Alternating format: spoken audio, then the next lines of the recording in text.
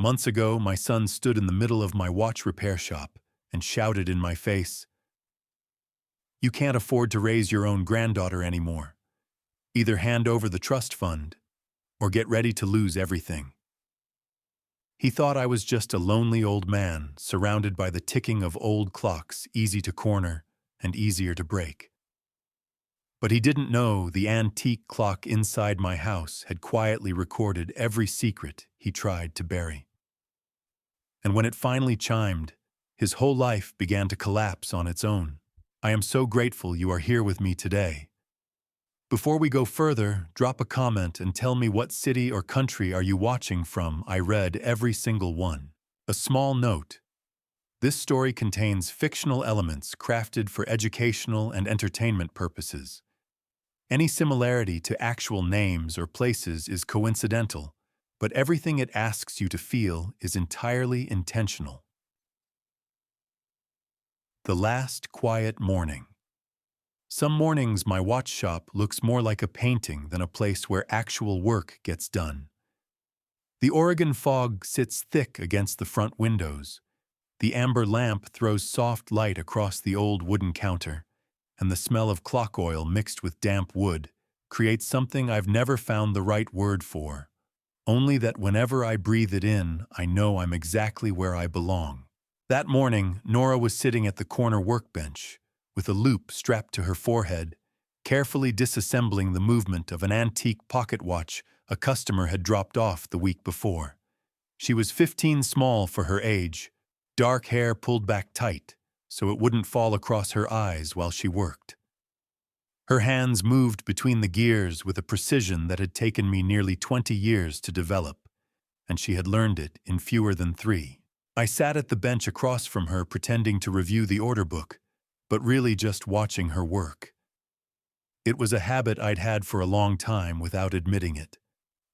Watching Nora work was like checking to make sure the world was still running correctly. "The mainspring is partially fractured," she said without looking up. "Not completely broken, which is why it kept running, but it's been keeping wrong time.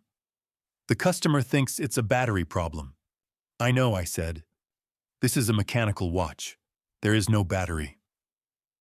"I know that too." She looked up at me through the loop, that flat, steady look she had when she knew she was being tested. Then she went back to work without another word. That was how Nora accepted a compliment. Silence, and then she kept going. 5 years. I had been raising Nora for 5 years in this small shop on the Oregon coast, and I still sometimes found myself surprised by the way she filled a room without taking up much space. She wasn't loud. She didn't demand things. She never complained about growing up in a watch repair shop instead of a normal house with a backyard and neighborhood friends. She observed, she learned, she worked moving at her own pace, which I had gradually come to understand was the only pace in this shop that kept perfect time. Nora's cataplexy. A neurological condition that causes sudden involuntary muscle weakness triggered by strong emotion, which could cause her body to buckle without warning when she felt too much joy, too much fear, or too much surprise had never touched her mind. Her brain remained sharp in a way that still caught me off guard sometimes. Only her body occasionally failed to keep up. I was thinking about that when the door chime rang. Nora set her tools down immediately. Not slowly, not with hesitation. She unclipped the loop from her forehead, stood and walked straight into the back room, with steps so quiet I barely heard them. The entire thing took fewer than 5 seconds before the front door had fully opened. I didn't have time to ask why before I saw who was standing in the doorway. Dennis Greer. My son stepped inside, wearing the smile I recognized from when he was a boy. That smile had once made me believe everything was fine. Now looking at it for the first time in 5 years, I noticed what I had always failed to see. It never reached his eyes. Dennis looked older than I remembered at 42.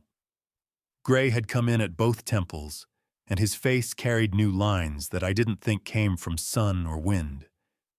He wore a good coat and polished shoes, but there was something in the way he held his shoulders, slightly too rigid to be natural, that told me the exterior was working hard to hold together. Standing just behind him was a woman I had never seen before.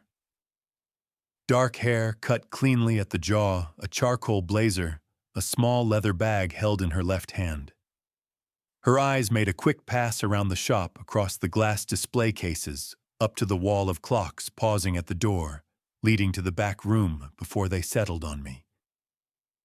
It was not the look of someone visiting a family home. It was the look of someone calculating the value of what was in front of them. Dennis said, his voice warm in a way that sounded well-rehearsed. It's been a long time. I stood up from my stool. My hands trembled slightly, not from emotion, but because 70 years and 5 decades of working with small instruments had left their mark on my nerves in ways that couldn't be undone. I had learned to live with the trembling hands. I had not yet learned to live with the man standing in front of me. Dennis, I said, just his name, nothing else. He stepped further inside and looked around the shop with a performed kind of nostalgia. Still exactly the same. You still have that big wall clock. It still runs. Good, good. He turned back to me, then gestured to the woman beside him. This is Sylvia Marsh, my wife. She's an attorney. Her practice is based in New York. Sylvia Marsh stepped forward and extended her hand. The handshake was firm enough to be professional, brief enough to be controlled, the handshake of someone who managed every small gesture deliberately. Hello, Mr. Greer. Dennis has told me a great deal about you. He hasn't told me anything about you, I said honestly. Something moved behind her eyes, not embarrassment, closer to calculation. Then she smiled. We kept things quiet. Dennis wanted to keep it private. Dennis looked around the shop once more, and his gaze stopped at the door to the back room where Nora had just disappeared. Where's Nora, Dad? I heard she's been doing some interesting things. I looked at my son directly. She's studying. Here. A surprised look that wasn't quite natural. I thought she'd be at a regular school. She learns in her own way, I said. She always has. Dennis nodded slowly, the smile still in place. But his eyes moved one more time toward the back room door, and this time I was certain. That was not the look of a father who had missed his daughter for 5 years. That was the look of a man searching for something specific. The ticking of dozens of clocks on the walls filled the silence between us. And in that moment, I understood something I did not want to understand. This visit was not about repairing anything. This was reconnaissance. The envelope from New York. 3 days after Dennis's visit, the shop settled back into its usual rhythm, or at least it looked that way from the outside. The clocks ticked, the fog came and went, and I opened the display cases each morning the same way I had for 40 years. But I noticed that I had started sleeping lighter, that I was listening for the door chime more than I used to, that I no longer sat with my back to the window. Nora was at her Tuesday afternoon tutoring session when the mail carrier knocked. I was alone at the workbench fitting a replacement crown gear into a lady's wristwatch when I heard the knock at the front door. The mail carrier handed me a large envelope without much ceremony, thick cream-colored with a return address from a law firm in Manhattan that took up 3 full lines of print. I set it on the counter and looked at it for a moment before opening it. The language inside was dense and deliberate, the kind of writing designed to exhaust the reader before they reached the part that actually mattered. I read it slowly, moving my finger under each line, the way my father had taught me to read anything important. It took me 2 full passes to be certain I understood correctly. Dennis was filing a petition with the Oregon Family Court to be appointed Nora's financial guardian. The stated grounds were that Nora, as a minor under 18 with a diagnosed neurological condition, lacked the legal capacity to manage assets of significant value. The assets in question were listed precisely $5 million derived from the sale of a medical device patent 8 months prior. I put the papers down on the counter and stood very still. $5 million. The number wasn't what stopped me. I already knew what Nora's patent had sold for. What stopped me was the phrase the attorneys had chosen neurological condition rendering the minor unable to exercise sound financial judgment. They were using her cataplexy, a condition that affected her muscles, not her mind. A condition that had nothing to do with how she thought or reasoned or made decisions. They had taken the one thing about Nora that was genuinely fragile and built a legal argument on top of it. I was still standing at the counter when I heard the back door open. Nora came in from the side entrance she always used when returning from tutoring, dropping her bag on the chair by the door out of habit. She was halfway to the kitchen before she saw my face. She stopped walking. She looked at the envelope on the counter, then at me, then back at the envelope. "They sent it already," she said. It wasn't a question. You knew this was coming. She crossed the room, pulled out the stool across from me and sat down. From her bag, she removed a thin manila folder and placed it on the counter between us. She did it carefully, the way she handled small components at the workbench, deliberate, no-wasted movement. "I've known something like this was coming for 2 years," she said. I didn't know exactly when. I opened the folder. Inside were documents I recognized immediately, a trust agreement properly formatted, bearing my own signature on the last page. A trust I had signed 8 months ago before any of this had started. I remembered the afternoon she had brought me the papers, explaining that it was a protective structure for the patent proceeds. I had read the summary she prepared, asked a few questions, and signed where she indicated. I had trusted her judgment the way I always did. In the United States, a trust is a legal arrangement where one party, called the trustee, holds and manages assets on behalf of another, called the beneficiary. Because Nora was a minor, she could not legally enter into financial contracts on her own, but as her court-appointed guardian, I could act on her behalf. What I hadn't fully understood until this moment was how precisely she had used that arrangement. Dr. Turcombe. "I set up the trust through a Portland attorney 8 months ago," Nora said. "I asked you to sign as my guardian because I'm not old enough to execute the documents myself. The trust protects the patent proceeds from any third-party claim, including a guardianship petition.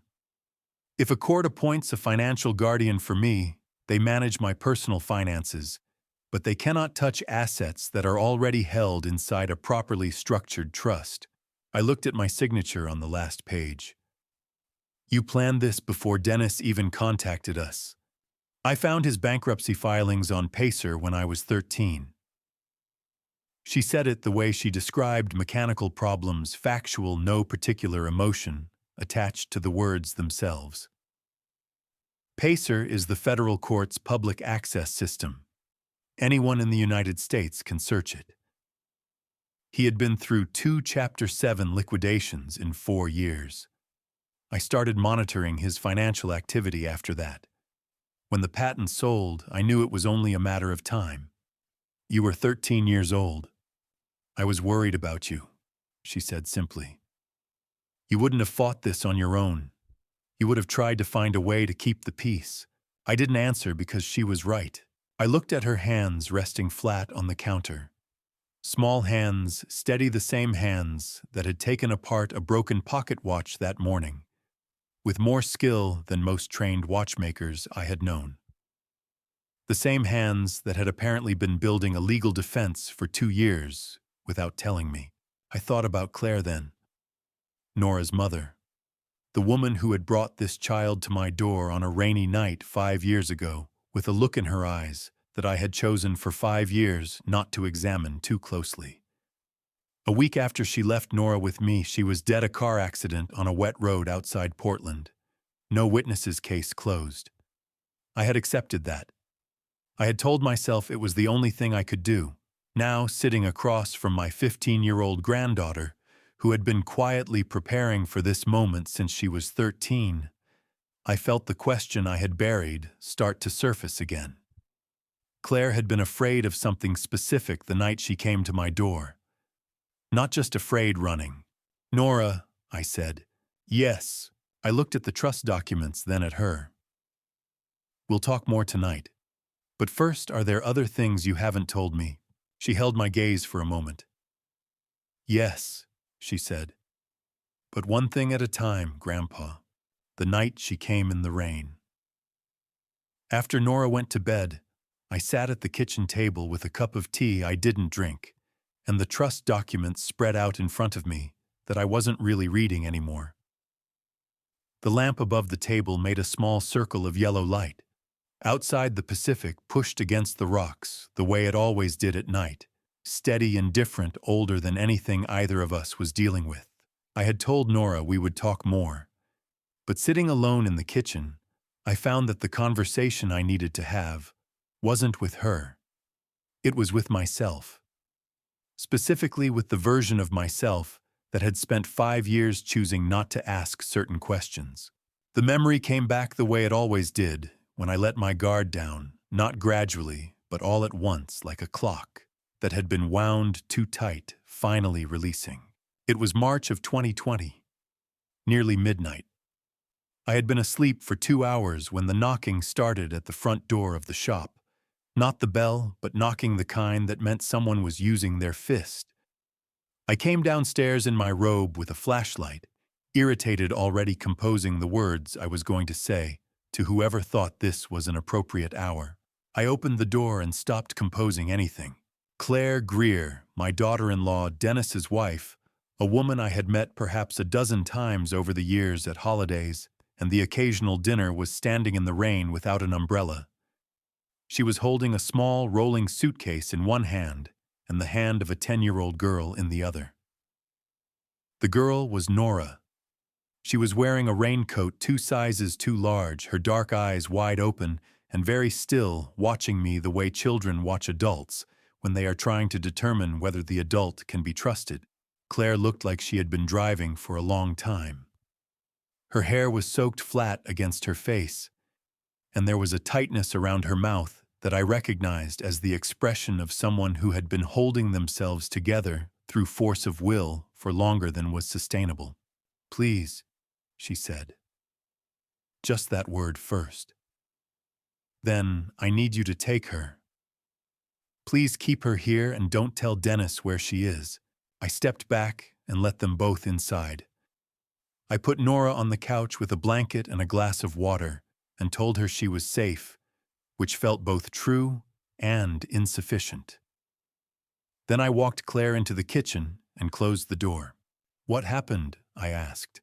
She shook her head, not refusing to answer, more like she was deciding how much to say. She set her keys on the table. Her hands were not steady. "I can't explain everything tonight," she said. "There isn't time, and I need to get back before he realizes I'm gone." She looked up at me. "I just need to know she'll be safe here. With you." "Of course she will," I said. "But Claire, she's better with you than with either of us," she said. "She always has been. She's more like you than she is like Dennis. More like you than she is like me." She almost smiled when she said it, a tired, genuine smile that didn't belong in that kitchen at that hour. "You'll see what I mean." I walked her back to the front door. She crouched down and held Nora for a long moment, said something quietly into her hair that I couldn't hear. Then she stood up, picked up her keys, and looked at me one last time. That was when I saw it. She shifted her coat to reach for the door handle, and the collar pulled back just enough a bruise along the side of her neck, faded to yellow-green at the edges, which meant it was several days old. She saw me see it. She didn't explain it. She pulled the collar back into place, opened the door, and walked out into the rain. 1 week later, the Portland Police Department called me. Claire had been found at the bottom of a ravine off Highway 30, still in her car. The road had been wet. There were no skid marks.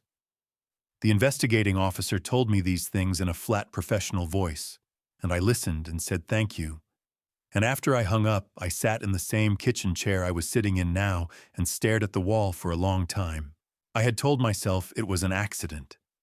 I had told myself this consistently with discipline for 5 years. I told myself the bruise could have been from anything.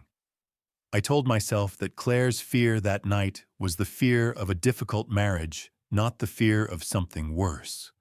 I told myself that people die in car accidents on wet roads, and that sometimes there are no skid marks because there is no time to brake, and that the absence of an explanation is not the same as the presence of something sinister. I had been very thorough about telling myself these things.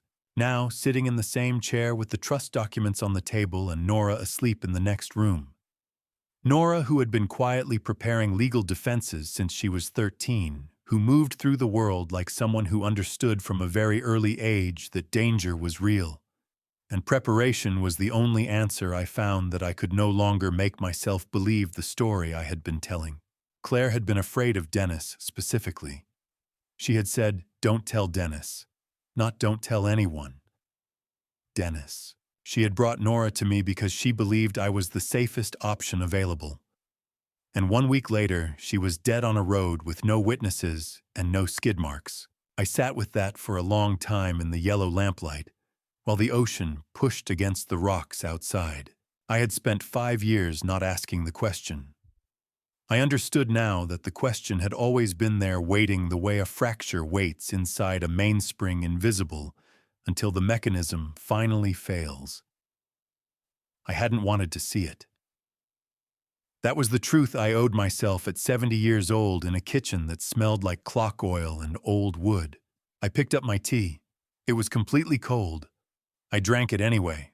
The answer, if there was one, wasn't something I was going to find sitting still. The old detective and the gray suit. I opened the shop an hour earlier than usual the next morning. There was no particular reason to no appointments, no urgent repairs waiting. I simply could not sit in the kitchen any longer, and the workbench was the one place where my hands had something useful to do, even when my head did not. I had been grinding down a replacement pivot for a mantel clock for about 40 minutes, when I heard the familiar sound of the front step creaking under a specific weight. Some sounds you learn over decades without meaning to. That particular creak belonged to one person. Rex Holden pushed the door open with his shoulder, the way he always did, carrying 2 paper cups of coffee from the diner 3 blocks down. He was 65, broad through the chest, in a way that hadn't diminished much with age, with close-cropped gray hair and the unhurried movements of a man who had spent 30 years as a criminal investigator and had learned that rushing rarely improved outcomes. He had retired from the Oregon State Police 4 years ago and now lived 6 blocks from my shop, which meant he stopped by roughly once a month to drink coffee and say very little in a companionable way. He set one of the cups on my workbench without asking if I wanted it. "And you're here early," he said. "Huh, so are you." He pulled the stool out from under the counter and sat down. He looked at the legal envelope still sitting at the end of the bench. I hadn't moved it, and he did not pretend to be surprised by it. "I heard Dennis was back in town," he said.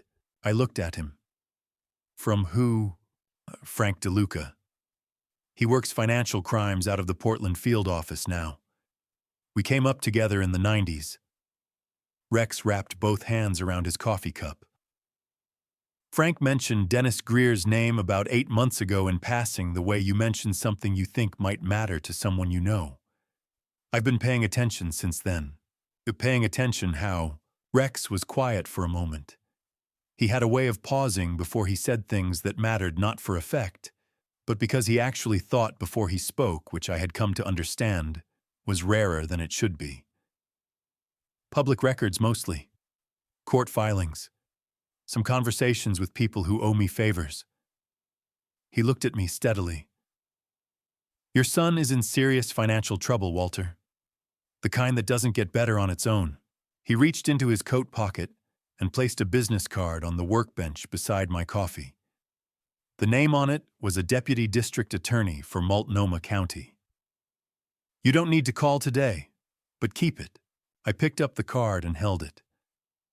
What exactly do you think is going to happen?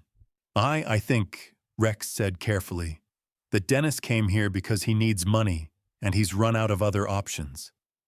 And I think Sylvia Marsh did not marry him for love. He stood up, finished his coffee in 2 long swallows, and set the cup down. There's something else I've been looking at.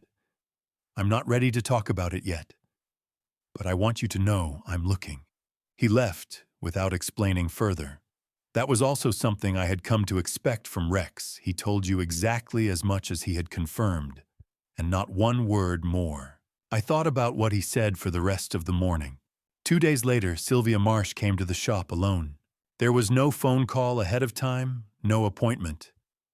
She simply appeared at the door at 2 in the afternoon on a Thursday, while Nora was at her tutoring session, and I was alone behind the counter. She was dressed the same way she had been the first time, controlled, precise, nothing out of place. She came in and looked around the shop once with the same appraising eyes, then settled them on me with what I recognized as a professionally calibrated expression of concern. "Mr. Greer," she said, "I hope I'm not interrupting. I wanted to speak with you privately, if that's all right." I gestured to the chair across the counter. She sat, crossed her ankles, and placed a manila folder on the glass between us. "I want to be direct with you," she said. "Dennis and I are both worried about Nora. Not about who she is or what she's capable of. She's clearly a remarkable young woman.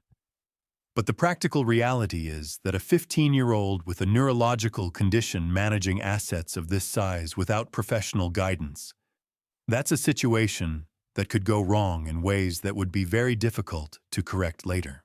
She opened the folder and turned it to face me. "This is a medical and financial support application. It would allow Dennis to provide structured oversight of Nora's trust with full transparency and court supervision. It's designed to protect her, not to restrict her." I pulled the folder toward me and read through the first 2 pages slowly. My father had taught me to always read the part they don't summarize for you. By the 3rd page, I understood what I was actually looking at. In American law, a power of attorney is a legal document that grants one person the authority to act on behalf of another in financial or legal matters. What Sylvia had presented as a support application was in its operative clauses a broad financial power of attorney that would give Dennis effective control over the management of Nora's trust, with language vague enough to be interpreted very widely by any attorney willing to argue it. It was not a support document. It was a transfer of control dressed in the language of care. I looked up from the papers. "I'll need some time to read through this properly," I said. "My eyes aren't what they used to be." Sylvia smiled the same smile she had used on my front step 3 days ago. Practiced, patient, not quite warm. "Of course. Take all the time you need." She left the folder on the counter when she stood to go. At the door, she paused. "I do hope we can resolve this without it becoming adversarial, Mr. Greer. That wouldn't be good for anyone, especially not for Nora." I watched her walk back to her car through the front window. Then I stood very still at the counter for a moment, looking at the folder she had left behind. The back door opened. Nora came in from her tutoring session, dropped her bag, and stopped when she saw my face. "She was here," Nora said. "Just left." Nora looked at the folder on the counter. Then she looked at me with an expression I was starting to recognize, not worry, but alertness. The look of someone whose calculations had just been confirmed. "She sent me something too," she said, pulling out her phone. "A new phone, gift delivery. It arrived at the tutoring center an hour ago." Jacques Dutrieux, "What the enemy sends you." The phone was still in its box on the kitchen table when I came in from locking up the shop. Nora was sitting in front of her laptop with a cable running from the USB port to the box itself. She had connected the device without powering it, on which was not how most 15-year-olds received a gift. "You haven't opened it," I said. "Did I open the box?" she said. "I haven't turned it on." She was watching a window on her laptop screen, that showed a scrolling column of data I didn't recognize. "Give me about 10 more minutes." I put the kettle on and sat down across from her. Through the window above the sink, I could hear the ocean but not see it, just darkness and the sound of water moving against rock. I watched her work and tried to follow what she was doing. Nora explained it to me later, after she had finished, in the patient and precise way she always explained technical things, starting from what I already understood and building outward from there. When a phone is manufactured, it runs on software called firmware, which controls the basic operations of the device before any apps are installed. It is possible, she told me, to embed a monitoring application inside that firmware layer deeper than the visible software, in a place most users would never look and most standard security scans would not catch. The application she had found was designed to periodically transmit the device's location and screen content to an external server. To anyone who didn't know to look for it, the phone would appear completely normal. She had found it by connecting the unpowered device to her laptop and analyzing what data packets it attempted to send the moment it received power through the cable. It had tried to make 3 outbound connections before she cut the signal. "So she wanted to track you," I said. She wanted to know where I was, what I was looking at, and possibly what I was typing." Nora closed the laptop halfway, which is useful information to have if you're building a legal case and you want to know whether the other side is preparing anything. "What are you going to do with it?" Nora looked at the phone for a moment. Then she looked at me, and something in her expression shifted, not quite a smile, but close to one. I had seen that expression perhaps 4 or 5 times in 5 years. It meant she had already decided. "I'm going to use it," she said. "Turned on, connected, behaving exactly like a normal phone. I'll send messages that I want her to see. I'll let her think she knows what I know." She picked up the box and set it aside. The most useful thing an opponent can give you is the belief that they're in control of the information. I thought about that for a while. Then I said, "Where did you learn to think like that?" She considered the question seriously, the way she considered most questions. "I learned it from watching you work," she said finally. "You always said the most important part of repairing a watch isn't fixing what's broken. It's understanding why it broke and what it was trying to do when it failed."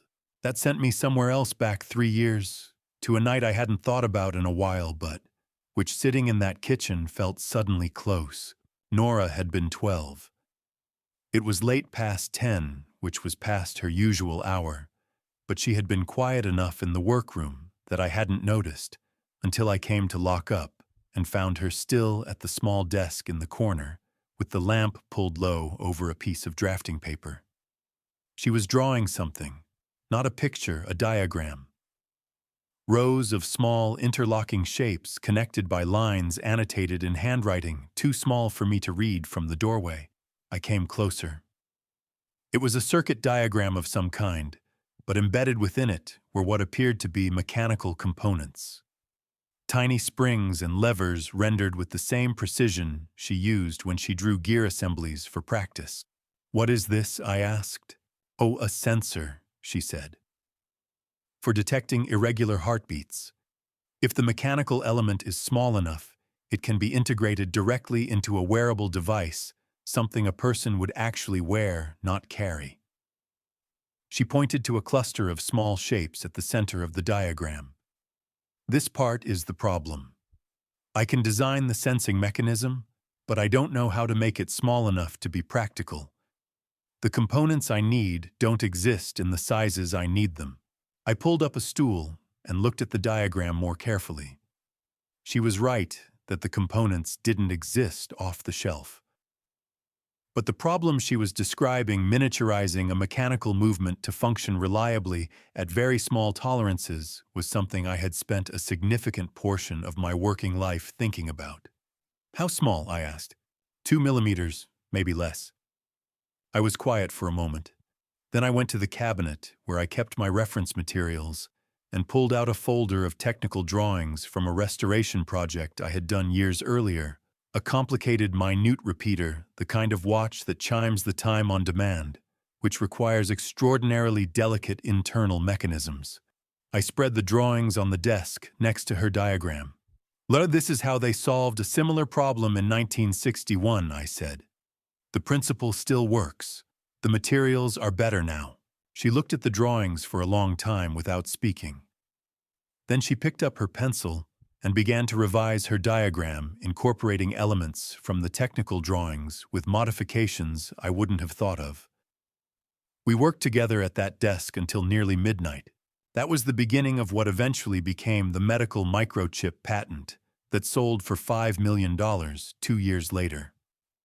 I had taught her how to think about miniaturization. She had done everything else. Back in the kitchen, the kettle had come to a boil and gone quiet again. Nora had powered on the phone and was composing a text message to Sylvia, her expression unhurried and focused, as though she were adjusting a delicate component under magnification. I got up to remake the tea and read the message over her shoulder before she sent it. "Hi Sylvia, thank you so much for the phone. It's really nice. Can I ask you something? I saw the words fiduciary duty in the papers. The lawyer sent Grandpa and I looked it up, but I'm still not sure I understand it. Could you explain what it means?" I set the teacups down.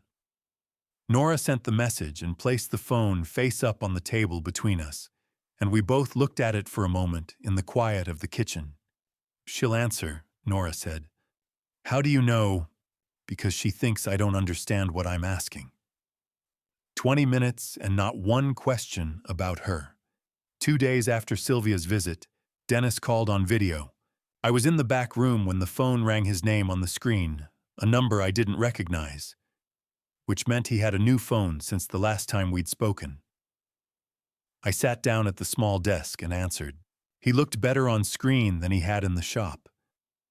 He had shaved, and the lighting wherever he was calling from a hotel room, from the look of the wall behind him, was more forgiving than the gray November light of the Oregon coast. He smiled when my face appeared. "Dad, good you picked up. I wasn't sure you would." "I almost didn't," I said honestly. He laughed as though that were a joke.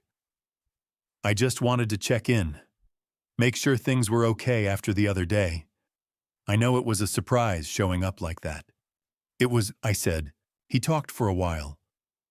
He asked about the shop, whether business was still steady, whether I'd had any interesting repair jobs come in lately.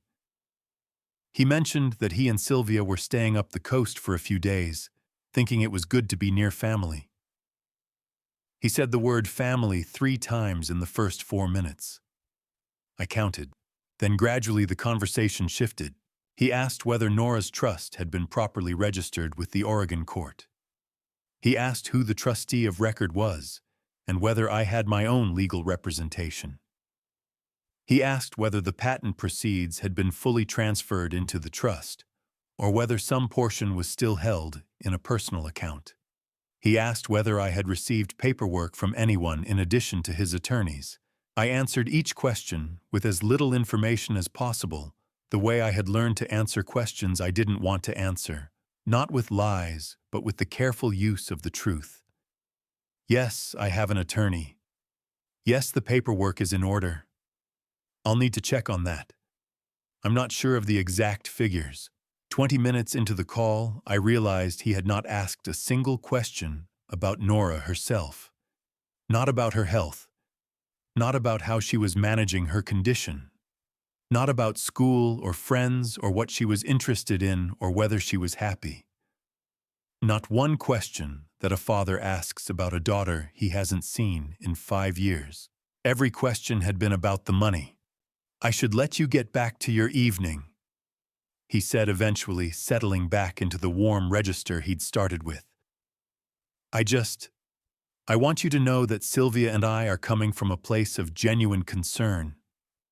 Nora is family. We want what's best for her." "I know you said that," I said. After I ended the call, I sat in the dark back room for a while. The shop was closed, and the only light came from the small desk lamp and the glow of clocks on the walls.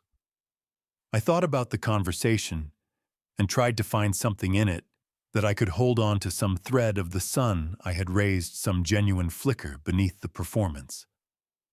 I was still looking when Nora appeared in the doorway. "How did it go?" she asked. "He didn't ask about you once," I said. "Not once in 20 minutes. She leaned against the doorframe. She didn't look surprised. "What did he ask about him?"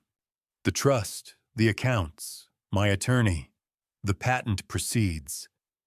She nodded slowly. Then she said, "Rex called while you were on with him. He wants you to come by tomorrow morning." I looked at her. "Did he say why?" "He said he found some things about Dad's finances that you need to hear before the first court date." She paused. He sounded like he meant it. 4 days after Sylvia had sent the phone, Nora showed me the message thread. I had not seen it until then. She had been managing it deliberately, she explained, composing each response carefully, asking questions that sounded like the natural curiosity of a teenager trying to understand a complicated situation. Sylvia had answered each one, and as the exchange continued, Sylvia had grown progressively more specific. I read through the messages at the kitchen table while Nora sat across from me. In one exchange, Nora had asked what would happen if a guardian was appointed for her. Sylvia had written back, "The court doesn't need to prove you're incapable of making decisions. They just need to establish that you're a minor with a documented neurological condition managing a significant asset." At that point, appointing a financial guardian is almost routine. The guardian would then have legal authority to make financial decisions on your behalf. In a follow-up message, Nora had asked whether the guardian would control everything. Sylvia had replied, "Once a financial guardian is appointed, all assets under the minor's name, including trust assets in many circumstances, fall under the guardian's management authority. It's really just a protective measure." I set the phone down on the table. In Oregon, as in most American states, a person under 18 cannot enter into binding financial contracts without a guardian's consent. However, a properly structured irrevocable trust, one that has already been executed with a court-recognized guardian acting on the minor's behalf, sits in a different legal category. What Sylvia's messages described was accurate for standard guardianship situations, but she had either overlooked or was unaware that Nora's trust had been specifically drafted to address this scenario. She had revealed her entire legal strategy to the person she was trying to outmaneuver because she had not considered that the person on the other end of those messages might understand exactly what she was saying. "She told you everything," I said. "She told me what she thinks will happen," Nora said, "which means we know exactly what we have to counter." She took the phone back and scrolled to the top of the thread. "I've already forwarded the full conversation to Rex, with the metadata showing it came from the phone she sent me and the IP logs showing her account on the other end." I looked at my granddaughter across the kitchen table. Outside, the ocean was doing what it always did. Inside, the clocks ticked the way they always did. And Nora sat with the phone in her hands, entirely calm, the way she sat when a repair was going exactly as she had planned it. Rex called that evening. His voice was the careful, deliberate voice I had come to associate with things he had confirmed and not merely suspected. "Walter," he said, "come by in the morning. There's more than one thing I need to show you. 2.3 million and a warning." Rex's office was a single room at the end of a quiet street above a dry cleaning shop that had been there longer than either of us had lived in the neighborhood. The stairs creaked in a different place every season depending on the weather. I had been climbing them for years. That morning, the door was already unlocked when I arrived. Rex was at his desk with 3 folders open in front of him and a coffee going cold at his elbow. He looked up when I came in, gestured to the chair across from him, and waited until I had sat down and settled before he started. Candy home. I'm going to tell you some things, he said. Some of it comes from Frank DeLuca at the Portland field office, information from ongoing investigations that he's shared with me informally within what the rules allow. Some of it I found through public court filings. None of it is classified, but I want you to understand where it's coming from before you hear it. Go ahead, I said. He opened the first folder. Dennis had 2 outstanding Chapter 7 bankruptcy filings in the past 4 years, both in New York. I already knew this much from what Nora had found on Pacer. What I did not know was what came after. Following the second bankruptcy, Dennis had borrowed $2.3 million from a private lending organization based in New Jersey. This was not a bank. It was not a registered financial institution. It operated in the space between legal private lending and organized debt collection, and it charged interest accordingly.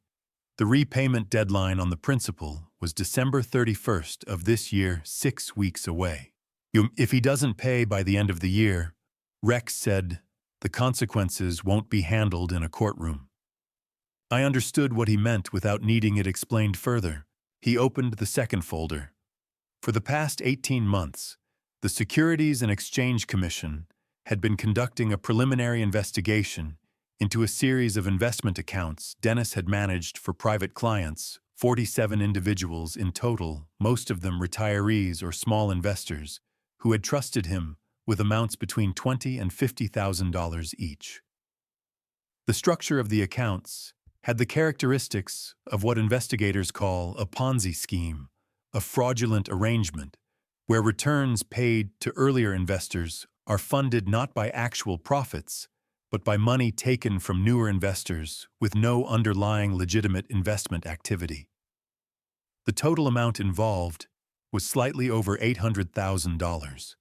Frank DeLuca had told Rex that a formal referral to the Department of Justice was likely within the next 90 days. A Ponzi scheme is a federal crime in the United States. Conviction carries a maximum sentence of 20 years per count. Rex closed the second folder. He is out of options, Walter. The guardianship petition isn't about Nora. It's about getting access to $5 million before December 31st. If he can be appointed her financial guardian, he gains legal authority to draw from her trust for what he would characterize as reasonable guardian expenses and family support costs. It wouldn't be clean, and it wouldn't hold up forever, but it would hold up long enough. I sat with that for a moment. The window behind Rex's desk looked out over the street below, where a woman was walking a large dog in the gray morning light. Ordinary things continuing in ordinary ways. You said there was more than one thing, I said. Rex was quiet for a few seconds. He closed the remaining folder without opening it. I've been looking at the accident report from when Claire died. The original report filed by the Portland PD. He looked at me carefully, the way he looked at things he was not yet ready to say with certainty. There are inconsistencies in it. Small ones, but the kind that someone who spent 30 years reading accident reports would notice. He paused. I flagged it to a contact at the FBI's Portland office. I'm waiting to hear back. I don't have anything confirmed yet. Rex, I know. Tell me what you're looking at. I'm not going to do that yet, he said. Because if I'm wrong, I don't want to have put something in your head that can't be taken out. And if I'm right, he stopped. If I'm right, I want to make sure we do it in the right order. Evidence first, then conclusions. I drove back to the shop in a state that I would not have been able to name precisely. Not panic, not grief exactly, though there was something of that in it. More like the sensation of a mechanism you thought you understood finally revealing a component you hadn't known was there. That evening after dinner, Nora brought something to the kitchen table. It was a small object, flat roughly the size of a postage stamp, so thin it was almost invisible when she laid it on the table between us. "Do you know what this is?" she asked. It looks like an NFC chip, I said. NFC stands for Near Field Communication, a short-range wireless technology used in things like contactless payment cards and access badges. It transmits a small amount of data when it comes within a few centimeters of a compatible reader. It's a passive one, she said. It doesn't broadcast on its own. It only responds when a reader is brought directly to it within about 4 centimeters. She picked it up between 2 fingers. When Sylvia left her folder on the counter last week, I embedded this in the spine of the cover while she was looking away.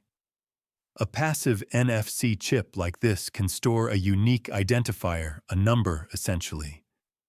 If anyone with a forensic scanner checks the physical folder, the chip confirms that this specific folder is the original document Sylvia brought in, not a substituted or altered copy.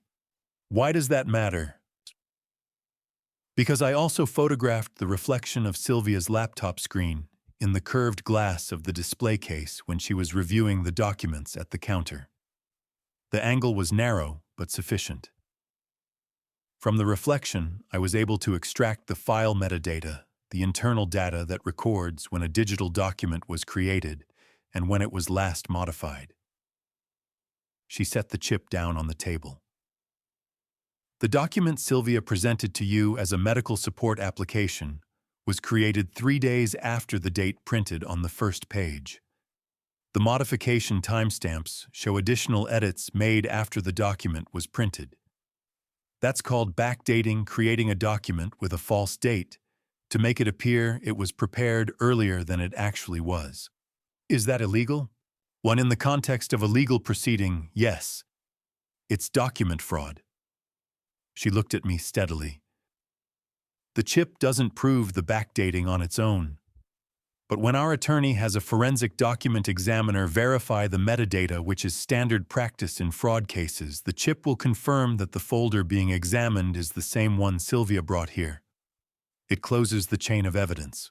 I looked at the small chip on the table between us. It was almost nothing. A postage stamp. A number stored in a device the size of a fingernail. You placed this while she was standing at the counter, I said. She was looking at you, Nora said. People look at the person they're trying to convince. The last gear. 2 nights after my visit to Rex, I couldn't sleep.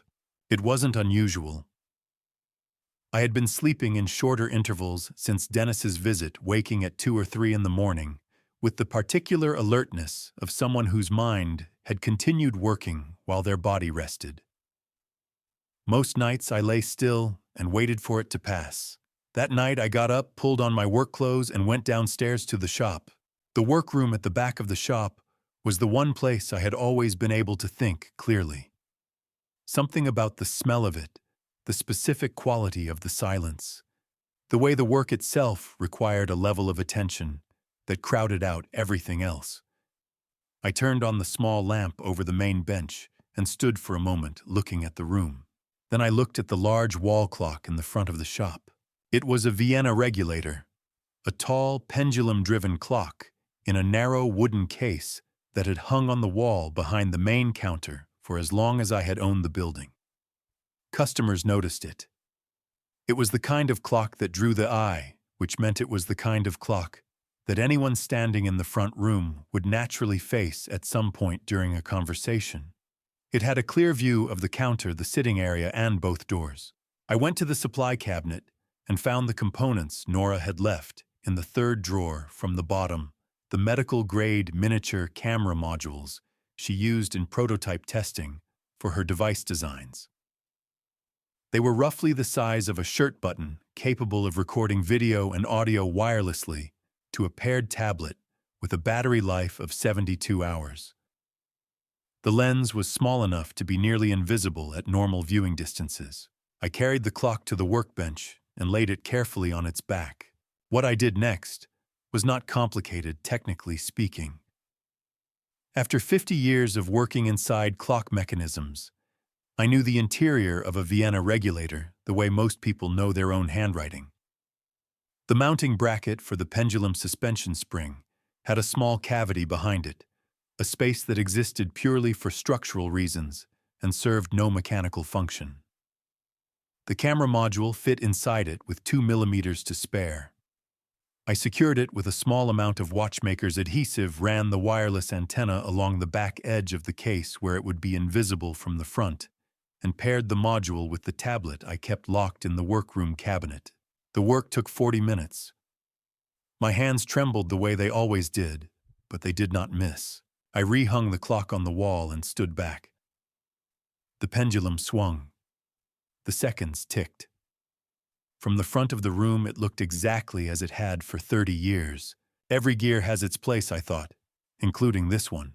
Saturday morning arrived gray and cold, the kind of November morning that reminded you winter was not a future event, but something already underway. Dennis and Sylvia arrived at 10 minutes past 9 without calling ahead. I had the tablet running in the workroom before they reached the door. They came in together, Dennis in front, with that practiced ease he carried everywhere. Sylvia a half step behind, and to his left a positioning I had started to notice the way she placed herself to observe the room while he managed the conversation. They sat in the 2 chairs across the counter that I kept for customers, and Dennis opened with the kind of small talk that was clearly designed to establish a comfortable tone before getting to whatever he had actually come to say. Nora appeared from the back hallway about 5 minutes after they arrived. She was carrying her sketchbook, which she set on the counter beside her without comment. I noticed she had already written the date and time in the top right corner of the open page. Dennis looked at her with an expression that took visible effort to arrange. "Nora, you look well." "Thank you," she said. "We were hoping we'd get a chance to talk with you." He leaned forward slightly, elbows on knees, adopting the posture of someone making a sincere effort at connection. "I know this whole situation has been stressful. Sylvia and I want you to know we're not here to make things harder. We're here because we care about what happens to you." Nora looked at him without expression, her pencil moving slowly across the page. She was not drawing, she was writing. "That's kind of you," she said. "What are you working on?" he asked, nodding at the sketchbook. "Notes," she said. Sylvia placed a manila envelope on the counter. "We've prepared a revised proposal," she said, her voice carrying the smooth reasonableness of someone accustomed to negotiating. A shared management structure, Dennis would have a formal advisory role in the oversight of the trust, with full court supervision and complete transparency.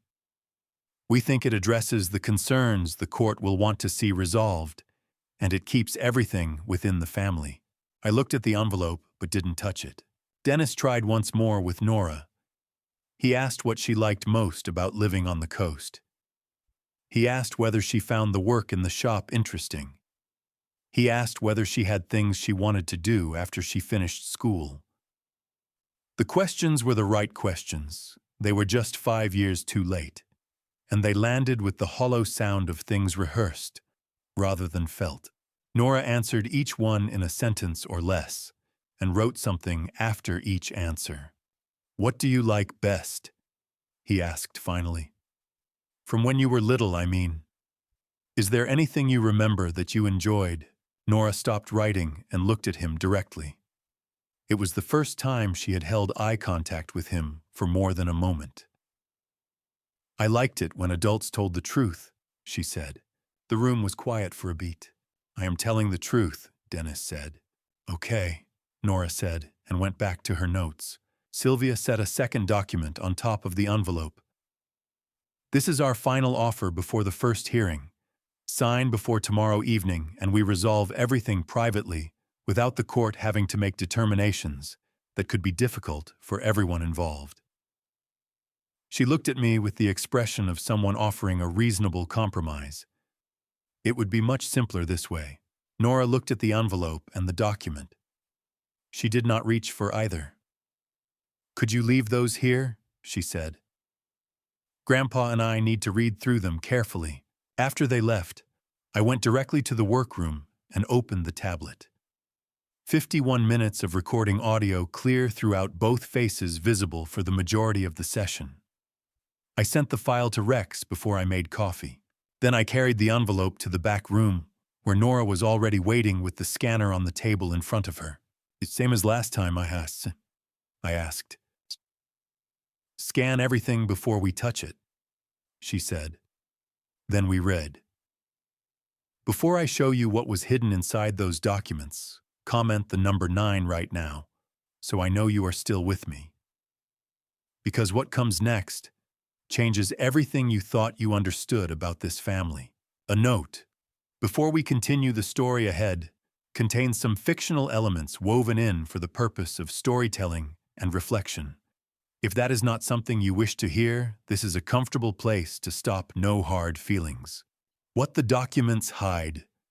The scanner results came back in under 3 minutes. Nora had built a simple analysis workflow on her laptop, the kind of thing she put together the way I assembled a mainspring methodically and without unnecessary steps.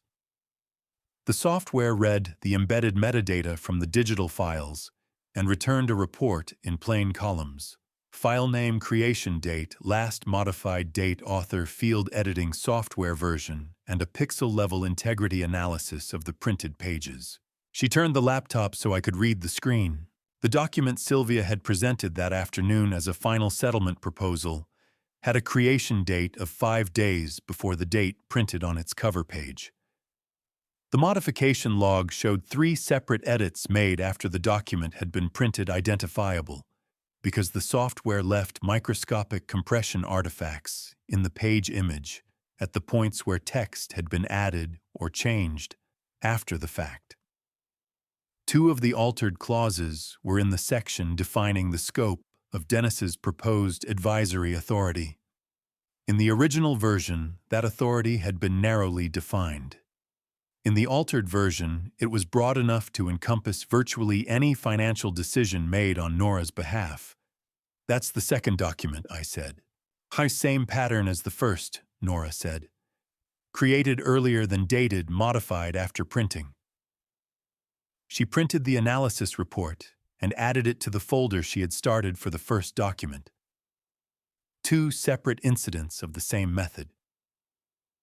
I'll give this to Mr. Bale when we meet with him. He'll have a forensic document examiner confirm it independently. That's the standard process for submitting this kind of evidence in a fraud proceeding. I looked at the 2 folders side by side on the table. Sylvia Marsh had brought fraudulent documents into my shop twice on 2 separate occasions, apparently operating on the assumption that no one in a small watchmaker's house on the Oregon coast would know how to look at what she was handing them. Does she know you found this? I asked. No, Nora said.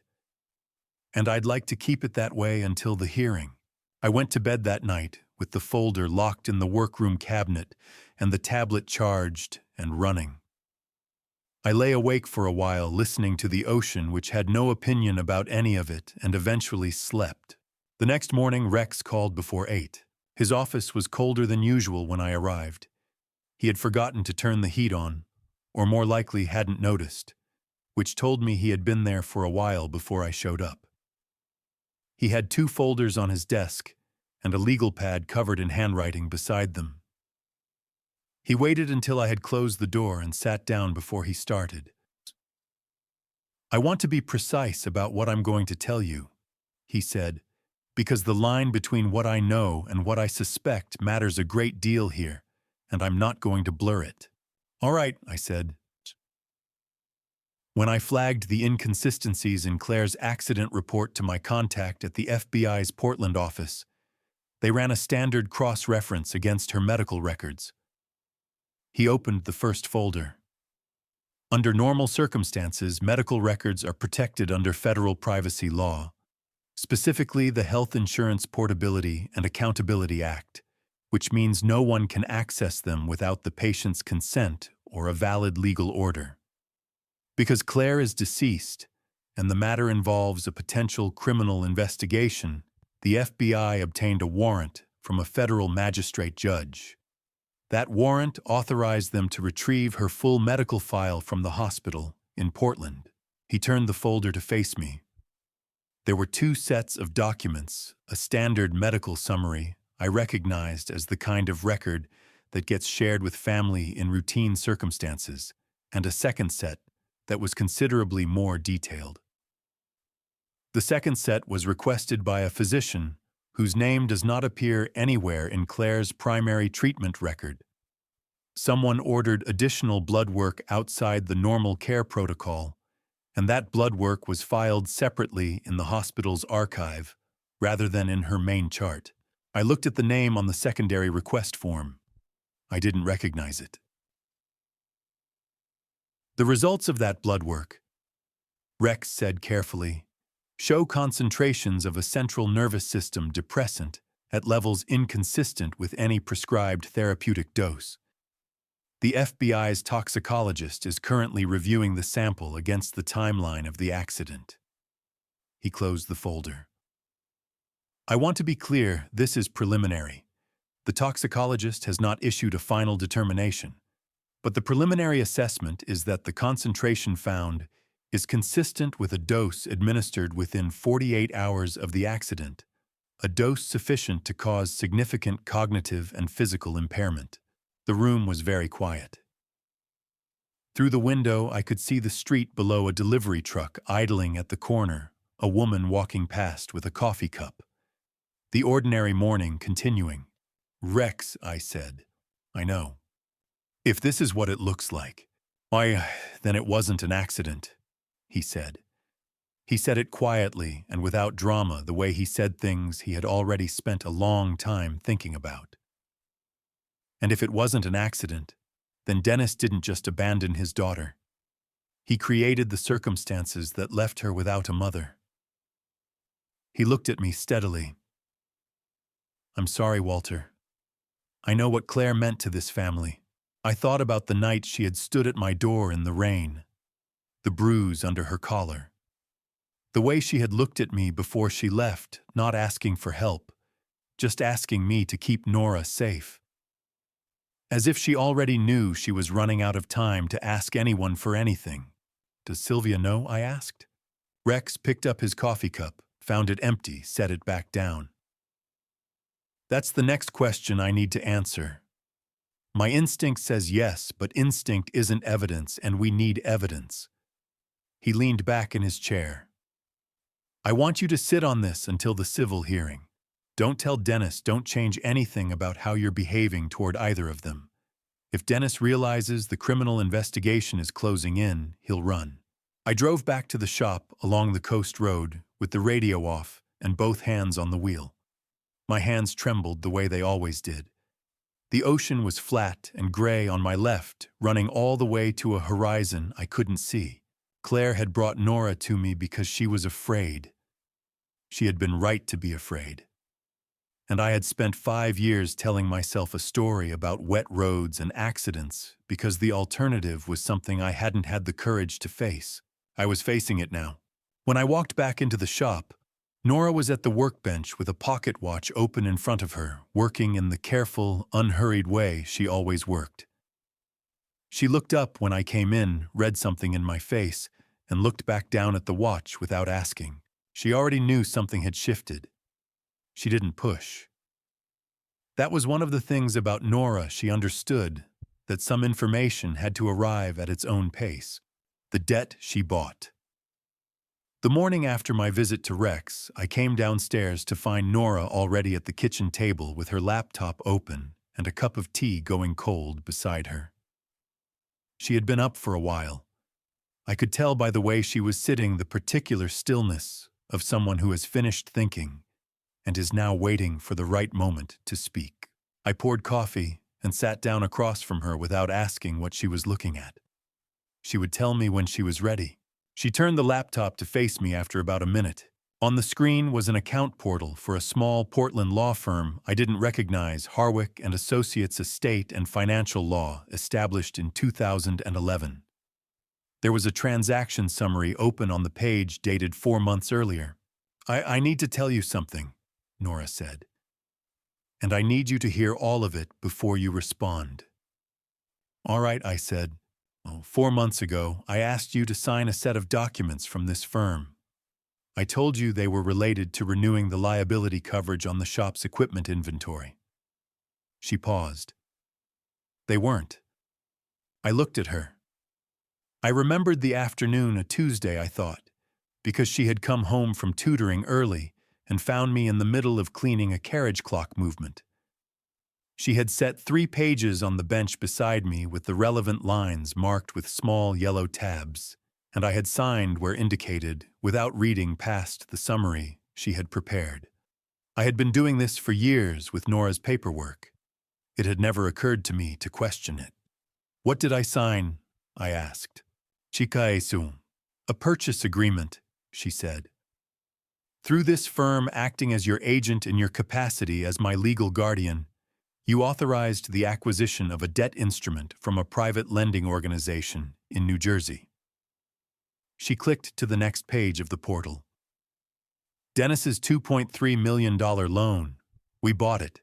I sat with that for a moment. In the United States, debt instruments, including loans made by private lenders, can be bought and sold between parties in what is known as the secondary debt market. When a lender believes a borrower is unlikely to repay, they will often sell the debt to a third party at a discount rather than pursue costly collection efforts.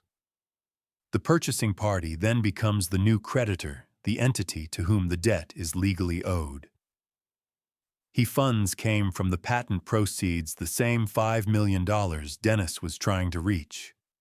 Nora had directed a portion of it at the time the trust was established into a separate account, specifically for this purpose.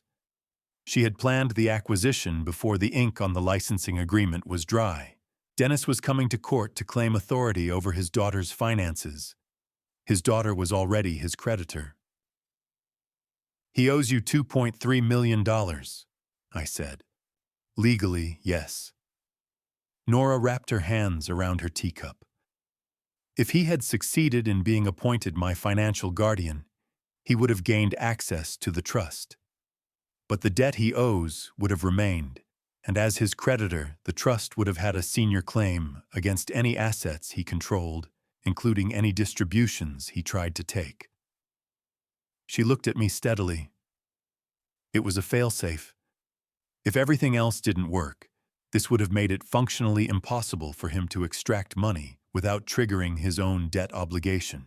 I looked at the transaction summary on the screen. $1,380,000 authorized under my signature 4 months ago on a Tuesday afternoon while I was cleaning a carriage clock. Nora, I said. I know, she said quietly. I should have told you. I didn't because I knew you'd worry from the moment you found out, and I needed you to behave normally around Dennis and Sylvia. If you had known, it would have shown. She paused. I'm sorry, Grandpa. I handled it the way I thought was safest for you. I looked at her for a long time. Then I laughed, a short, genuine sound that surprised me when it came out.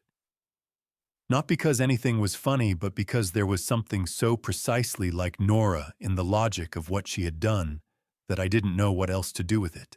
That evening, I checked the camera tablet before dinner. The recording from the previous night showed Dennis and Sylvia entering the shop at 11:47 in the evening.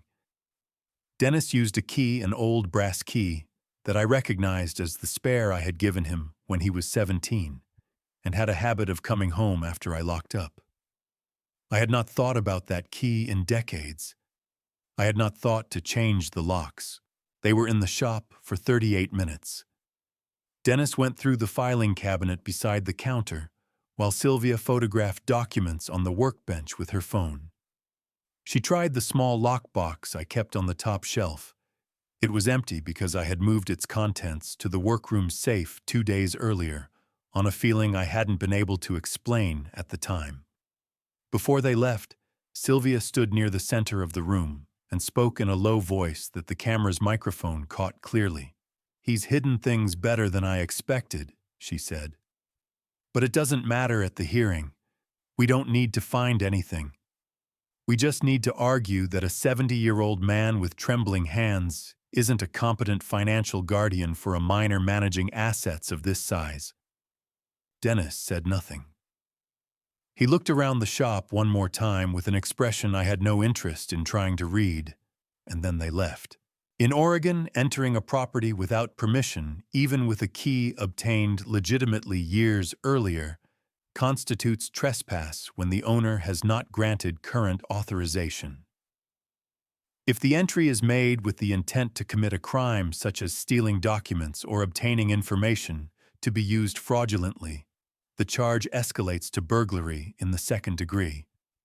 I sent the recording to Rex at 7 in the morning with a message that said only "last night."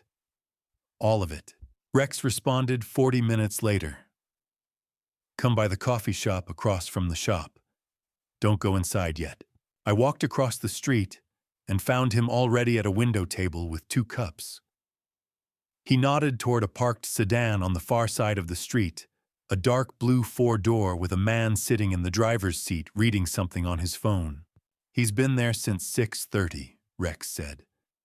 "I've seen him before. 3 times in the past 2 weeks, always within sight of your shop." He wrapped his hands around his cup. "Dennis hired him about 6 months ago. I ran the plates this morning." 6 months ago. Before the patent sale had even been publicly recorded. Before the legal petition. Before any of this had been visible from the outside. "He's been planning this since before Nora sold the patent," I said. "He knew it was coming," Rex said. "He had someone watching to confirm the timing." He looked at me across the table. "Walter, this was never an impulsive decision. This was a campaign." I looked at the man in the sedan, who was still reading his phone, and had no idea he had already been identified. Outside, the Oregon coast fog was beginning to thin for the first time in days, burning off slowly in the pale morning light. The quiet week and Mr. Bale, the days between Rex's revelation and the first court hearing, passed in a way I can only describe as industrious silence. The shop opened each morning at the usual hour. Repairs came in and went out. I ate dinner with Nora every evening, and we talked about ordinary things, a mantel clock that needed a new escape wheel, a book she was reading about semiconductor materials, whether the weather would clear before Thanksgiving. We did not talk about Dennis or Sylvia or the hearing. There was nothing useful left to say about any of it. The preparation was done or it wasn't. What I did not tell Nora during that week was what Rex had told me about Claire's medical records. I had thought carefully about the timing.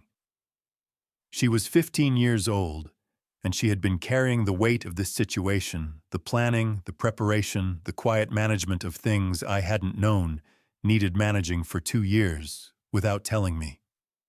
I did not want to put the full weight of what Rex had found on her shoulders before the civil hearing was resolved. There would be time for that afterward. There had to be. A new letter arrived from Sylvia's attorneys 8 days after Dennis and Sylvia's Saturday visit. They had expanded the petition. In addition to the original guardianship application, they were now filing a separate action contesting my ownership of the shop building itself, arguing that the property had been partially funded through family assets during the period of Dennis's childhood, and therefore represented a marital or inheritance interest he was entitled to claim. They were also formally requesting that the court appoint an independent psychologist to evaluate my cognitive fitness as Nora's guardian, citing in careful legal language concerns about the judgment and decision-making capacity of an elderly person managing significant financial assets. I read the letter twice at the kitchen table while Nora was in the other room. Then I folded it and put it in the folder with everything else. The shop building argument had no legal foundation. In Oregon, property owned solely in one person's name, purchased with that person's documented funds, belongs to that person regardless of family relationships, and Dennis had contributed nothing to this building in any form at any time. A competent judge would recognize the claim for what it was, a pressure tactic designed to multiply the cost and complexity of defending against the primary petition. The psychological evaluation request was more deliberately unpleasant because its purpose was not to win a legal argument, but to suggest one to plant in the court's mind the image of a frail old man with shaking hands, who perhaps could not be trusted, with a 15-year-old girl's $5 million. It was in its way the most efficient thing Sylvia had done. It cost her nothing to file, and forced me to spend time and money responding to a premise I found offensive. I called Thomas Bale that afternoon. I had reached out to Bale the week before, using the contact information Rex's deputy district attorney card had led me to. Bale had worked alongside that office on several civil matters and came with Rex's informal endorsement, which was the only endorsement I needed. He was a family law and civil litigation attorney based in Portland, mid-50s, with the kind of unhurried telephone manner that suggested he had heard most things at least once before and was rarely rattled by any of them. We met at his office 10 days before the first scheduled hearing. His office was clean and orderly in the way that working offices rarely manage to be. Every folder had a place. Every surface was clear except for what was actively being used. He shook our hands when we arrived, gestured us to the chairs across from his desk, and then spent the next 20 minutes reading through everything Nora had prepared without speaking. When he finished, he set the last folder down and was quiet for a moment. "How long did it take you to put this together?" he asked Nora. "The documentation itself about 3 weeks," she said. "The preparation behind it about 2 years." Bale looked at her for a moment, with the expression of someone recalibrating something. Then he looked at me, and I could see him doing the same thing. "The metadata analysis," he said. "I'll need to have this confirmed by a forensic document examiner before we can submit it as evidence.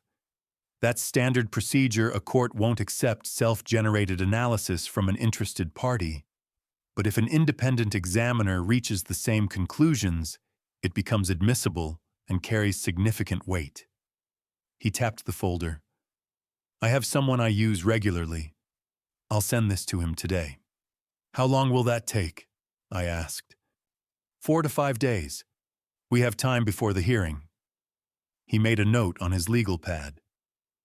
"The NFC chip in the document cover, I want to have that verified as well. It doesn't prove the backdating on its own, but it closes a potential argument about chain of custody. Defense counsel could argue the documents were substituted or tampered with after Sylvia left them. The chip eliminates that argument." He moved to the expanded petition, the shop building claim, and the psychological evaluation request. He addressed both with the same unhurried efficiency. The building claim, he said, was without legal merit and would be disposed of in a preliminary motion.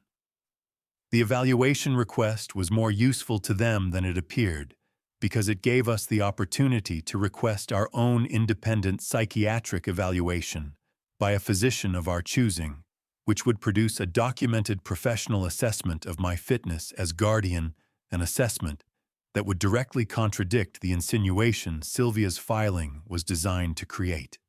"I'd like to schedule that evaluation before the hearing," he said. "This week, if possible." "Fine," I said. He looked at Nora again. "Is there anything else I should know before the hearing? Anything in the preparation you haven't walked me through yet?" Nora looked at me. It was a brief look, a question, not a hesitation. I gave her the small nod she was waiting for. She looked back at Bale. "Yes," she said. "But that part Grandpa will present." "Not me." Bale looked at me with the expression of a man who had just been told that the case he thought he understood had at least one more layer. "All right," he said. He wrote something on his legal pad and underlined it. "I'll look forward to hearing it." On the drive home, Nora looked out the passenger window at the coast road running alongside us. The ocean was visible between the trees, gray and flat and very wide. "Are you ready?" she asked. "I've been ready for a while," I said. "I just didn't know it yet." She turned back to the window. I kept driving. In my jacket pocket, the old pocket watch ticked against my chest, the way it always had, steady, unhurried marking time, the way it had been built to do. The courthouse smelled the way I imagined it would: antiseptic floors, old wood, and the particular stillness of a room where people came to prove things. I had been in this building once before, 31 years ago, to sign adoption papers for Dennis when he was 11. That morning, I had felt nothing but hope.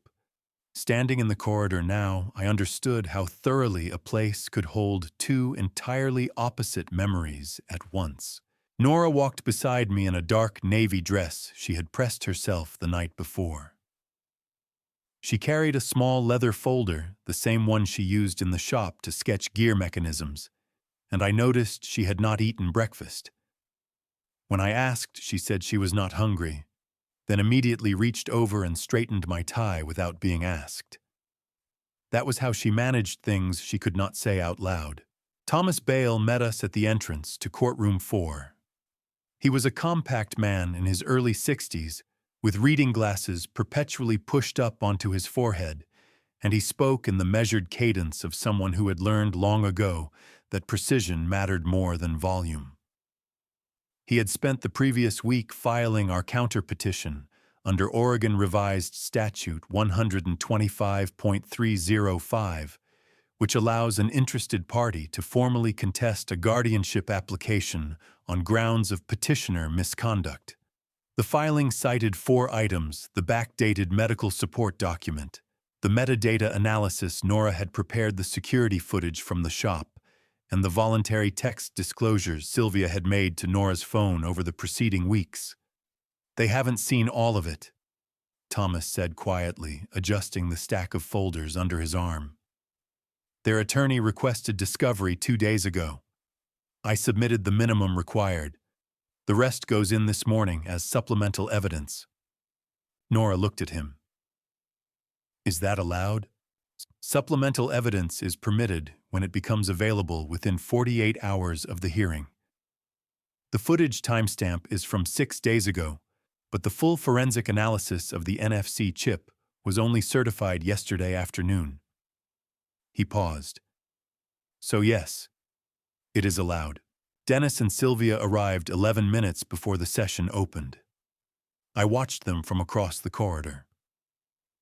Sylvia was dressed in a charcoal suit I had not seen before, her briefcase a slim, expensive rectangle. Dennis wore a tie that was slightly too tight, and he kept touching the knot. He did not look in our direction. Sylvia did once, briefly, and then said something to Dennis that made him straighten his shoulders.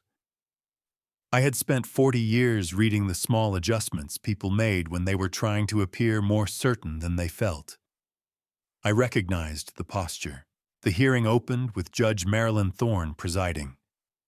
She was methodical and unhurried, the kind of judge who read every page before anyone spoke. Dennis's attorney, a Portland-based family law specialist named Craig Elliott, presented the guardianship petition, first framing it around Nora's cataplexy diagnosis and what he described as the financial complexity of managing a trust instrument on behalf of a minor. He used the phrase, "in the child's best interest," 7 times. I counted. Thomas waited. When Judge Thorne asked for the respondent's position, he stood and submitted the supplemental evidence packet without preamble. He explained the backdated document, walking the judge through the metadata timestamps and the pixel artifact analysis that identified post-print alterations. He played 40 seconds of the security footage Dennis and Sylvia inside the locked shop at 11:47 at night, and identified it by the timestamp embedded in the camera file. He then submitted the certified forensic report on the NFC chip, which confirmed the folder Dennis had brought to the negotiation meeting contained a passive identifier linked to the original document creation date, placing its origin 5 days before the date printed on the face of the document. The courtroom was quiet in a way that felt deliberate. Craig Elliott requested a recess. Judge Thorne denied it. What happened next took less than 4 minutes. Sylvia leaned over and spoke into Dennis's ear. Dennis stared at the table. Craig Elliott requested permission to confer with his client. Judge Thorne granted 2 minutes. At the end of those 2 minutes, Craig Elliott stood and said that his client wished to withdraw the guardianship petition without prejudice, meaning Dennis reserved the right to refile at a later date under different circumstances. Thomas was already on his feet. Your Honor, the respondent requests that the withdrawal be entered with prejudice given the evidence of document fraud now in the court record. Judge Thorne looked at the packet in front of her for a long moment. I'm going to take that under advisement and issue a written ruling by the end of the week. In the meantime, I'm referring the forensic materials to the District Attorney's Office for review under ORS 162.065 first-degree forgery. She looked at Craig Elliott. Counsel, I'd advise your client to remain available. Outside in the corridor, Nora stood very still with her leather folder held against her chest. Rex was waiting by the exit doors. He had not been permitted inside as a witness, but had arrived anyway, because that was the kind of man he was. I watched him read her expression and nod slowly the way one person confirms to another that something important has just occurred. I did not feel relief exactly. Relief was for situations that were over. I felt instead the specific alertness of someone who had just seen the first card turned over in a game where most of the deck was still face down. On the drive home, Nora opened the leather folder on her lap and made a small notation I could not read. When I asked what she was writing, she closed the folder and looked at the road ahead. There's something Rex didn't tell you this morning, she said. He told me last night about the man in the dark blue sedan. She waited until I had parked the car before she spoke again. Not because she was afraid of the words, I think, but because she wanted me to be still when she said them. We sat in the driveway for a moment. The afternoon light came through the windshield at a low angle and turned everything the color of old brass. I turned off the engine and did not move. His name is Victor Hale, Nora said. He used to work for the same private equity firm that gave Dennis the $2.3 million loan. Rex found his name through the plate number DMV records cross-referenced through his FBI contact. Victor Hale left the firm 14 months ago, 2 months after Mom's accident. I did not say anything immediately. There are moments when the mind receives information and needs a few seconds to find somewhere to put it. I had repaired enough clocks to know that when a gear slips, you do not force it back. You wait and you find the tooth. Rex thinks he wasn't just watching the shop, Nora continued. He thinks Victor Hale was here to make sure you didn't talk to anyone, or that I didn't. She looked at her hands on the folder in her lap. Rex said he flagged it to the FBI 3 weeks ago. They've been running their own surveillance on Victor since then. I asked her why Rex had told her and not me. She was quiet for a moment. Because he wasn't sure how you'd react, she said. And because I asked him to tell me first. We went inside. I made coffee I did not drink, and Nora sat at the kitchen table with her folder open, writing in the small, precise script she used for gear measurements, and apparently also for things that frightened her. I watched her the way I had watched her since she was 7 years old, not hovering just present the way you stay near a mechanism that is running under unusual load. Rex arrived at 6:15. He had the specific tiredness of a man who had been carrying something heavy for longer than he wanted to admit. He sat down at the kitchen table without taking off his coat, which told me the visit was not going to be brief. He laid a folder on the table. Inside was a printed DMV record, a photograph taken from across the street. Dark blue sedan partial license plate, a man in his late 40s at the wheel, and a 1-page summary on what he described as a preliminary FBI profile. Victor Hale, 49 years old, former risk analyst, left the lending firm under circumstances that were not listed as voluntary resignation in the record. He had been seen near the shop on 11 separate occasions over 6 months. The first date on the log was 4 days after Dennis had filed the initial guardianship petition in early November. He wasn't improvising, Rex said. Someone told him when to start. I looked at the photograph for a long time. The man in the car had the particular blankness of someone trained to wait without expression. I had seen that look before on a different face in a different context, and it took me a moment to place it. Then I placed it. Dennis brought him to the shop, I said. The first visit. He was in the car while Dennis and Sylvia came inside. Rex looked at me carefully. You're sure? I noticed a car parked across the street the entire time they were here. I assumed it was a neighbor. Dark blue, newer model. I didn't look at the plate. Rex made a note in the margin of his folder. Then he said what he had clearly come to say. Walter, the FBI toxicology report on Claire. The preliminary one I showed you has been upgraded. The certified analysis came back 48 hours ago. The CNS depressant concentration in her second blood work panel was consistent with a dose administered between 36 and 48 hours before the accident. Not accidental ingestion. Not a prescription interaction. He paused. They're treating it as a potential homicide investigation. The kitchen was very quiet. The clock on the wall above the stove, a simple pendulum movement I had serviced myself 3 years ago, marked the seconds the way it always did, indifferent and exact. Nora did not look up from her folder. She said without inflection, I know. I turned to her. She met my eyes, and I understood in the way that you sometimes understand things, before they are fully explained, that she had known for longer than I had. Not everything, but enough. Enough to have started preparing 2 years ago at age 13, when she first opened Pacer on her school laptop and typed her father's name into the search field. I asked her how long. Since the week after the funeral, she said.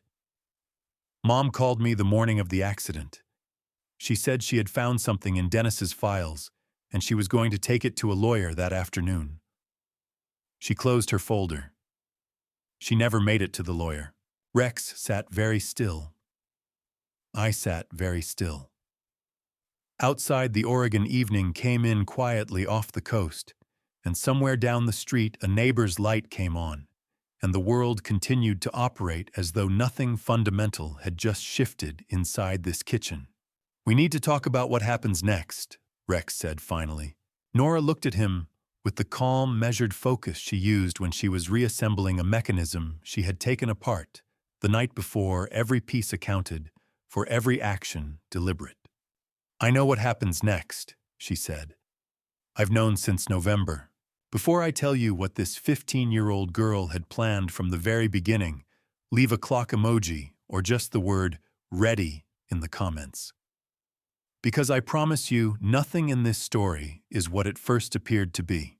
A gentle reminder, the chapters ahead carry some fictional elements crafted carefully for the lesson they hold.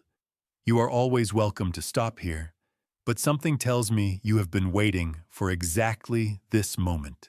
I woke at 5 in the morning and lay still for a while listening to the house. There was no sound from Nora's room, which meant she was either asleep or had been awake long enough to stop moving. With Nora, the two were sometimes indistinguishable. I had repaired clocks for 50 years. I understood in a way that was almost physical the difference between a mechanism running on its own momentum and one that had been set in motion by a deliberate hand. Lying there in the dark, I began to understand that everything that had happened over the past 6 weeks, the envelope from New York, the phone Sylvia sent the negotiation, the hearing, the camera in the Vienna regulator, the debt purchase, all of it had not simply unfolded. It had been arranged. And the hand that arranged it had been smaller than mine and steadier. Nora was already at the kitchen table when I came downstairs. She had made coffee and set out 2 cups, which meant she had heard me moving and had timed it. In front of her were 3 folders, a yellow legal pad covered in her small, precise handwriting, and the leather gear sketchbook she carried everywhere. She looked up when I sat down and said without preamble, "I need to show you something." She opened the first folder. Inside was a timeline she had drawn by hand, beginning 2 years earlier in December of 2023 when she was 13. It showed in sequence every action she had taken and the reason behind each one. The Pacer search that found Dennis's first bankruptcy filing. The conversation with a trust attorney she had contacted by email, presenting herself as inquiring on behalf of a family member. The draft trust document she had prepared and brought to me 8 months ago, which I had signed without fully understanding its architecture. The patent proceeds directed into the trust the day the licensing agreement was finalized. The secondary debt market research begun 4 months ago, when she confirmed the loan's maturity date. The purchase of Dennis's debt through Harwick and Associates completed 6 weeks before Dennis arrived at the shop. I sat with this for a long moment. "You were 13 when you started," I said. 12, she said. "The week after Mom's funeral." I didn't know everything then. I only knew that Dennis had filed for bankruptcy twice and that Mom had been afraid of him for the last year of her life. She turned a page on the legal pad. The rest I figured out as I went. The second folder contained the debt instrument itself, a formal assignment agreement, transferring Dennis's $2.3 million loan obligation from the original private lender to a holding entity registered in Delaware. The holding entity's beneficial owner, as listed in the trust document, was Nora Elaine Greer. Thomas Bale had reviewed every page. The transaction had been executed legally with full documentation at 60 cents on the dollar. Stika. When the loan matures on December 31st, Nora said, "Dennis will owe the full balance to the holding entity, which means he will owe it to me." She said this without triumph, in the same tone she used to describe the escapement mechanism of a watch she was studying. If he can't pay, Thomas can file for a civil judgment and request asset freezing under Oregon Rule of Civil Procedure 83. That includes any legal fees he might use to refile the guardianship petition. I looked at her across the table. I had known this child since the afternoon she was born, had watched her learn to walk on the shop floor between the display cases, had taught her the name of every gear and spring and jewel in a movement. I had thought in my better moments that I understood her. I understood now that I had understood perhaps half. "There's a third folder," I said. She nodded and opened it. Inside were printed copies of the text exchanges between Nora and Sylvia annotated in red pen with legal citations Thomas had added. Beside them were 2 printed transcripts, one from the shop's camera recording of the negotiation meeting, one from the break-in footage, each with specific passages bracketed. Attached to the back was a 1-page memo from Thomas Bale listing the charges the district attorney's office could pursue based on the available evidence: first-degree forgery under ORS 162.065, second-degree burglary under ORS 164.215, and a civil fraud claim linked to the guardianship petition's false representations. Thomas submitted the annotated transcripts to the DA's office yesterday morning, Nora said. Before the hearing. I set down my coffee cup. "Before the hearing," I repeated. I wanted the DA to have everything before Dennis had a chance to withdraw and walk away clean. She looked at me steadily. "Withdrawing the petition doesn't erase the forgery. It doesn't erase the break-in. Those are separate matters." Rex arrived at 7:30. He came in without knocking, which he had started doing sometime in the past 2 weeks, and poured himself coffee and sat down. He looked at the folders on the table and then at Nora and said, "You told him." "I told him," she said. Rex set his cup down and looked at me with an expression. I recognized the specific look of a man who has been carrying a secret on behalf of someone else and is relieved to put it down. "She came to me 6 weeks ago," he said. "The day before Dennis first showed up. She laid out the full picture and asked me to verify the financial records independently. I did.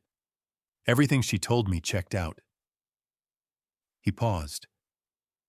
I've been in law enforcement for 38 years, Walter. I have never in my life been briefed more thoroughly by anyone, let alone a 15-year-old. Outside, the December morning was gray and still. The shop would open in 2 hours. In 11 days, Dennis's loan would mature, and the balance would come due. Somewhere across town, a district attorney's office was reviewing a packet of evidence that had been assembled piece by piece by a girl who had started the work at age 12 with nothing but a school laptop, a public database, and the specific patient grief of someone who had decided that understanding was the only form of safety available to her. I reached across the table and put my hand over hers. She did not pull away.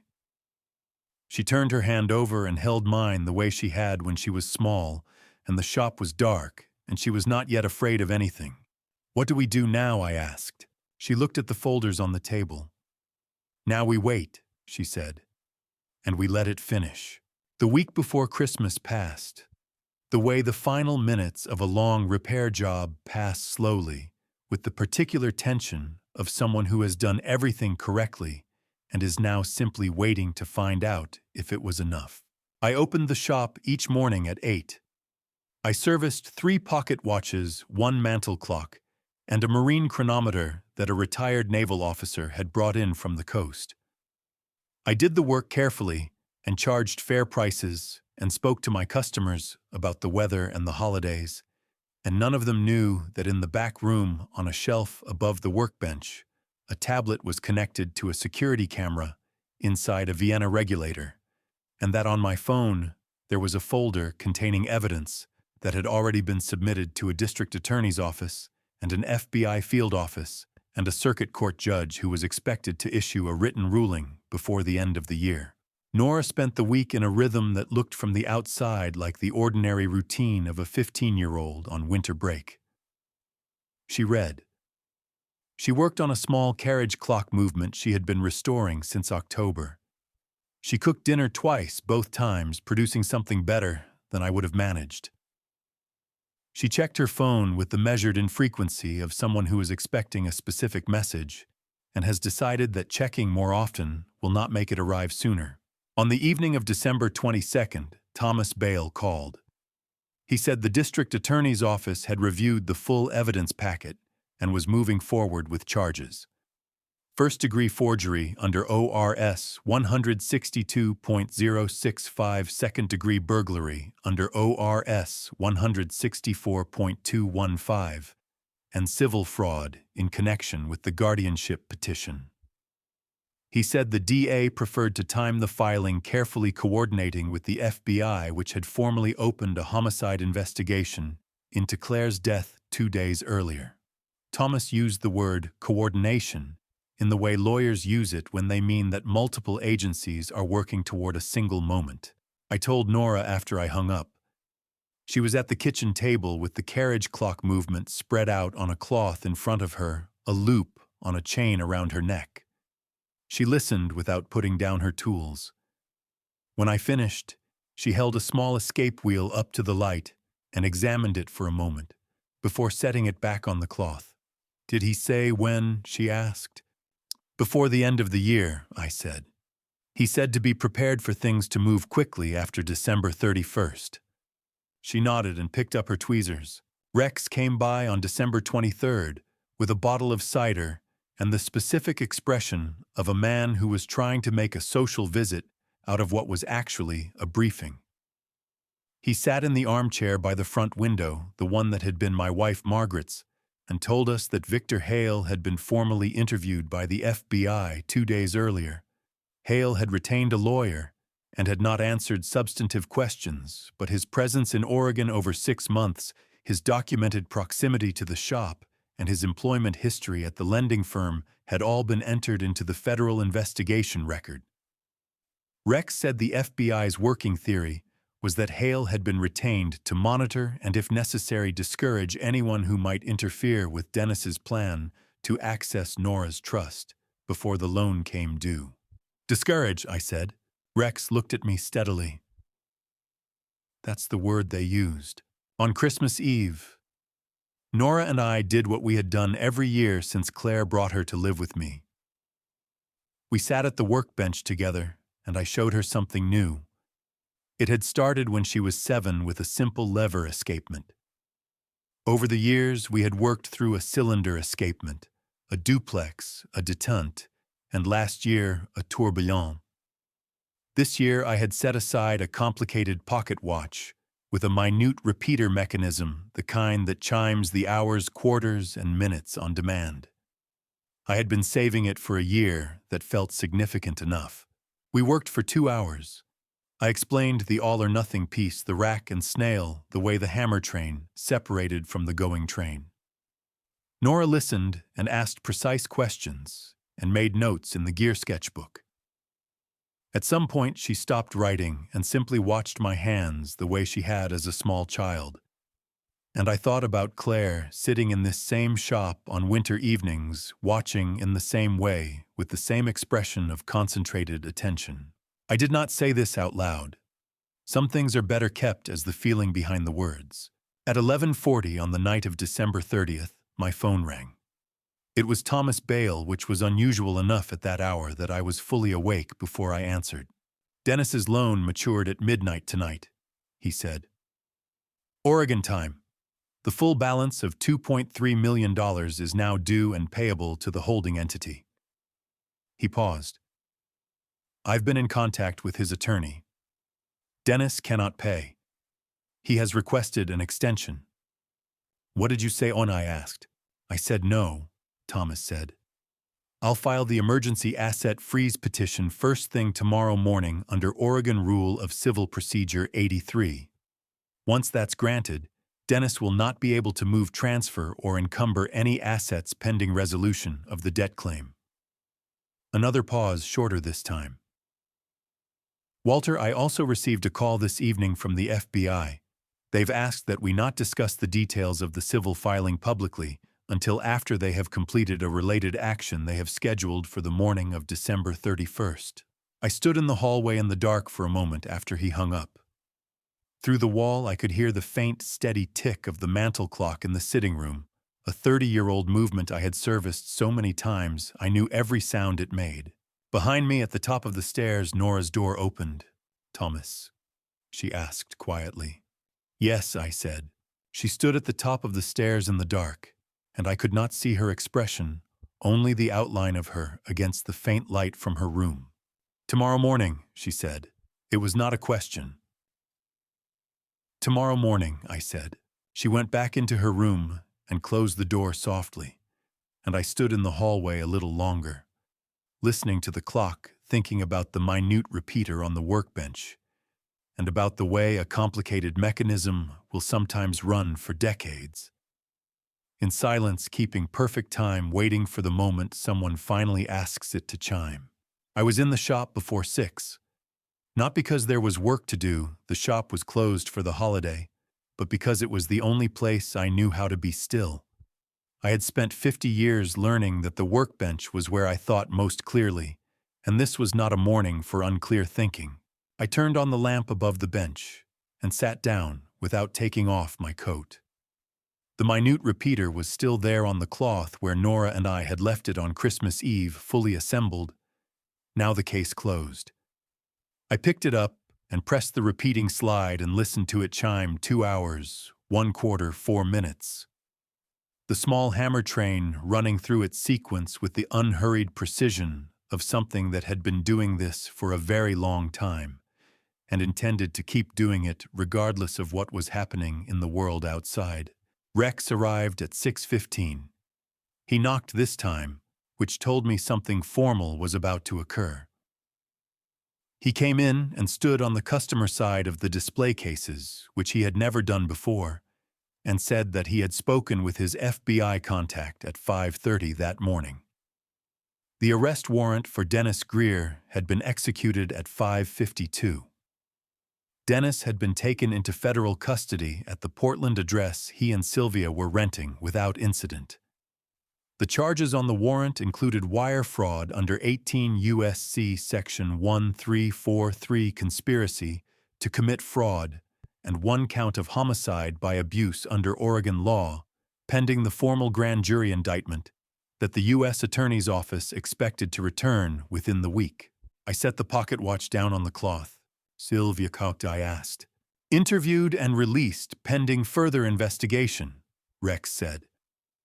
The FBI is looking at her involvement in the document fraud and the guardianship petition. Her bar association has been notified. He paused. She cooperated. I asked him what that meant. It means she told them things, he said. About Dennis, about Victor Hale, about the loan and who arranged the surveillance. He looked at the display cases for a moment at the watches inside. It means she understood which way things were moving and made a calculation. Thomas Bale called at 7:40. He said the emergency asset freeze petition had been filed with the Oregon Circuit Court at 7 o'clock, and a duty judge had granted the temporary order within 20 minutes, which he described as unusually fast, but not surprising, given the federal arrest that morning. Dennis's known assets, 2 bank accounts, a leased vehicle, and a partial interest in a Portland commercial property, were now frozen pending resolution of the debt claim.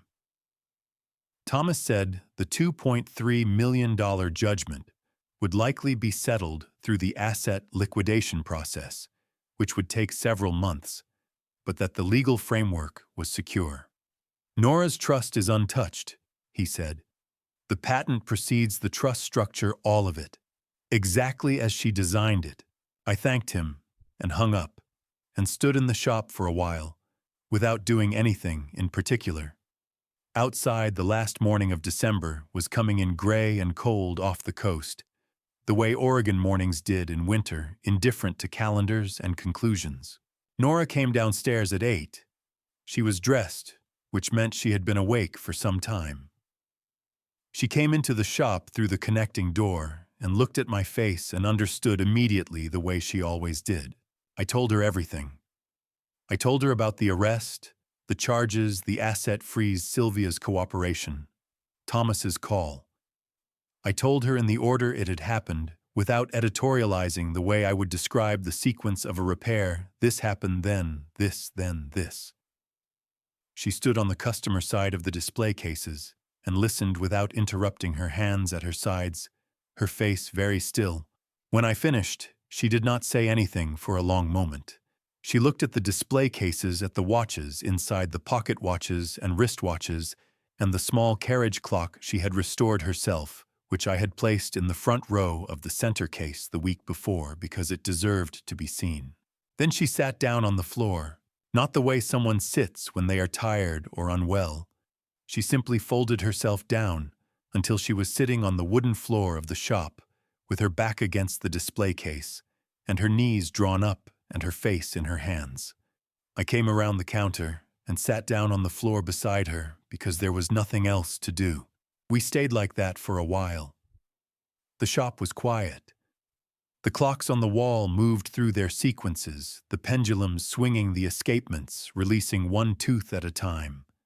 The hands turning with the patient indifference of things that measure time without caring what it contains. After a few minutes, Nora lowered her hands. Her eyes were dry, which did not surprise me. I had seen her cry exactly once at Claire's funeral, and she had done it the way she did most things, quietly, completely, and without asking anyone to notice. I kept thinking, she said, that if I did everything right, it would feel like something. I did not ask her what she meant. I understood what she meant. Does it? I asked. She looked at the carriage clock in the front of the display case, the one she had spent 2 months restoring, the one with the replaced mainspring, and the clean jewels and the new crystal she had ordered from a supplier in Connecticut, because the original was cracked. It feels like finishing a repair, she said. You put it back together and it runs and you know it's right. But the clock doesn't know you fixed it. It just runs. I put my arm around her, and she leaned against my shoulder, and for a little while we sat on the floor of the shop together while the clocks kept time around us, and outside the last morning of December moved quietly toward afternoon. Rex found us there when he came back at 9. He stood in the doorway for a moment, taking in the scene, and then he stepped inside and sat down on the floor on Nora's other side without saying a word. He was 65 years old, and it clearly took some effort, but he did it without complaint. The three of us sat against the display case, while the morning light shifted and the clocks ticked on, and nobody felt the need to say anything at all for quite some time. January came in quietly, the way things do after a long noise stops. The shop reopened on the 2nd. I serviced a carriage clock for a woman who had inherited it from her mother, replaced a broken mainspring and a pocket watch a man had carried for 30 years, and ordered 3 sets of replacement jewels from a supplier in Vermont. The work was the same work it had always been, and I was grateful for that in a way I had not been before. The way you become grateful for the ordinary texture of a day after a period when ordinary days are not available. Thomas Bale called on January 8th.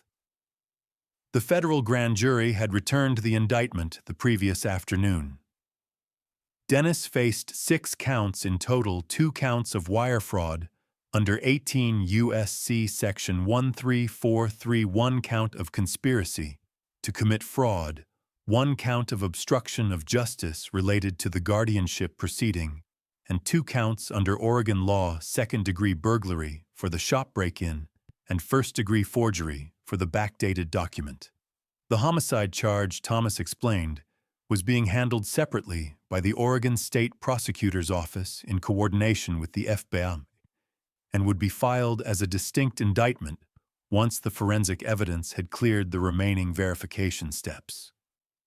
The expected timeline for that filing was late February or early March. Dennis remained in federal custody. His bail application had been denied on the grounds that he posed a flight risk, given the loan default, the frozen assets, and the federal investigation. Thomas said this was not unusual in cases involving multiple jurisdictions and a pending homicide charge. I told Nora at dinner. She was eating soup she had made herself. She had started cooking more in January, which I took as a sign of something settling, and she listened carefully and asked one question: whether the homicide indictment timeline would affect the civil debt proceedings. Thomas had already anticipated this. The asset freeze remained in place regardless of the criminal timeline, and the civil judgment process would proceed on its own track. I relayed this, and she nodded and finished her soup. Rex stopped by on January 14th with news about Sylvia Marsh and Victor Hale. The Oregon State Bar had opened a formal disciplinary investigation into Sylvia's conduct in connection with the guardianship petition and the document fraud. Her law license had been placed on administrative suspension pending the outcome, which meant she could not practice law in Oregon or any reciprocal jurisdiction while the investigation was active.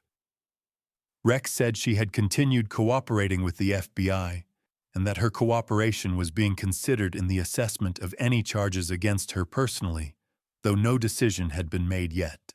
Victor Hale had been charged in federal court with stalking under 18 U.S.C. Section 2261A and conspiracy to intimidate a witness under 18 U.S.C. Section 1512. He had retained a public defender and entered a not guilty plea. Rex said the evidence against him, the surveillance log, the documented proximity to the shop on 11 occasions, his employment history with the lending firm, and a series of phone records connecting him to Dennis during the surveillance period, was, in Rex's words, not favorable to the defense.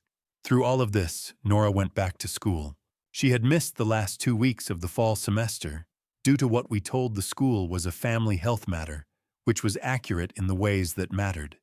In January, she returned to her regular schedule: 3 advanced courses, an independent study in mechanical engineering she had arranged with a professor at the community college, and a Tuesday afternoon shift at the shop that she had maintained without interruption since she was 12. Her teachers noted in the mid-year review that arrived in late January that her work was excellent, and that she seemed, in the words of her English teacher, unusually self-possessed for her age. I read that phrase several times. I was not sure it captured what I knew of her, but I understood what the teacher meant by it, and I did not disagree. One afternoon in late January, I found her in the back of the shop, not working, just sitting on the stool by the window that looked out at the alley and the narrow strip of gray sky above the neighboring building. She had her gear sketchbook open on her lap, but she was not writing in it.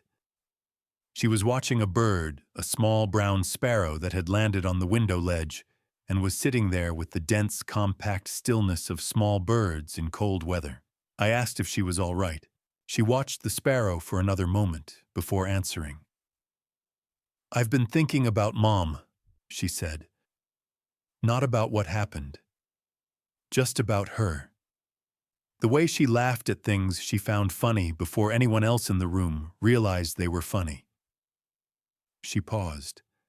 "I haven't let myself think about that in a long time." The sparrow flew away. Nora looked down at the sketchbook and made a small drawing in the margin, not a gear, just a bird, 4 quick lines, and then turned the page.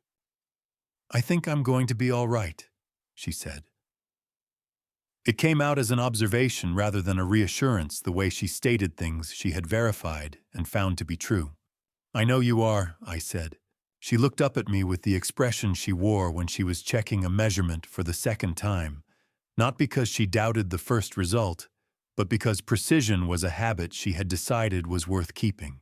Rex came by on the last Friday of January with a bottle of decent Oregon Pinot and 3 glasses, and we sat in the back room after closing, I at the bench, Nora on the stool by the window, Rex in the chair he had claimed as his own sometime in November, and we talked about things that had nothing to do with any of it.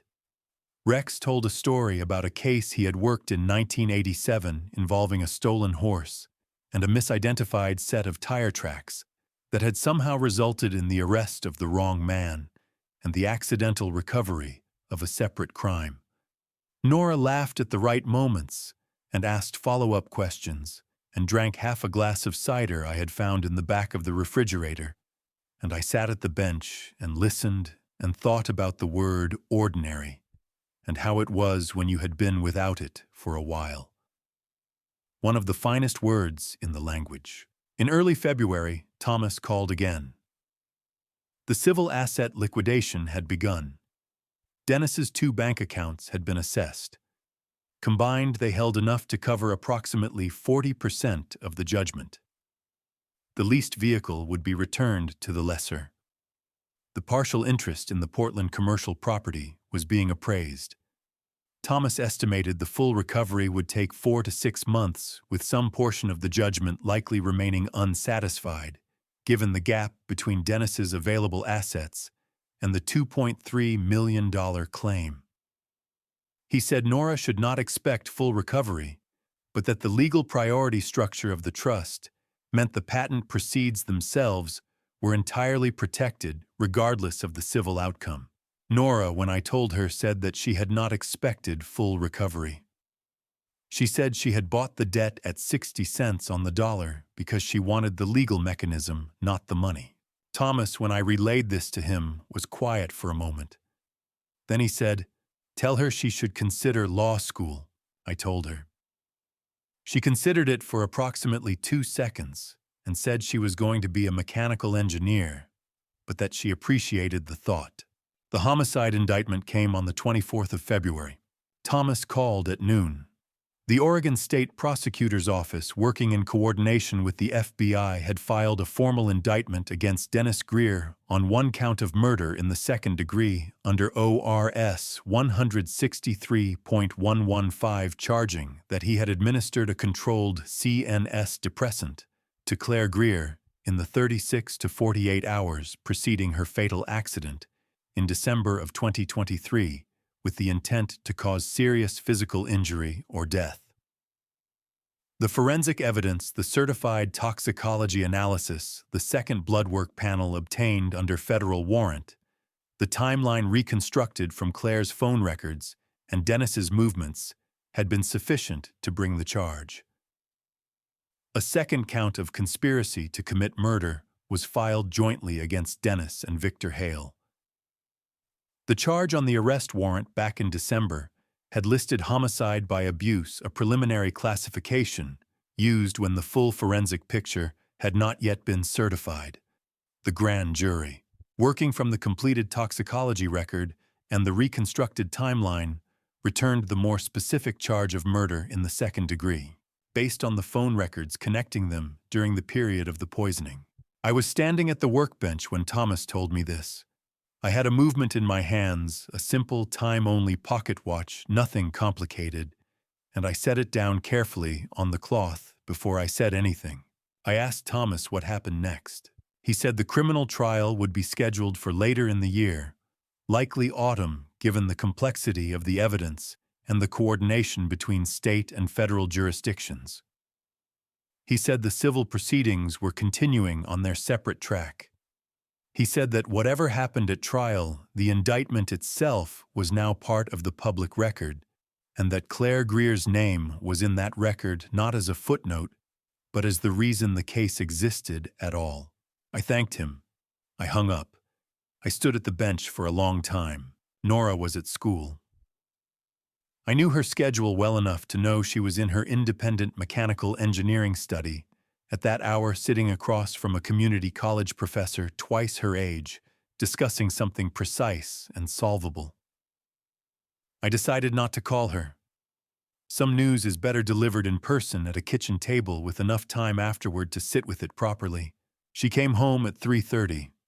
I had made coffee and set out 2 cups, which by now she understood as a signal that something had happened.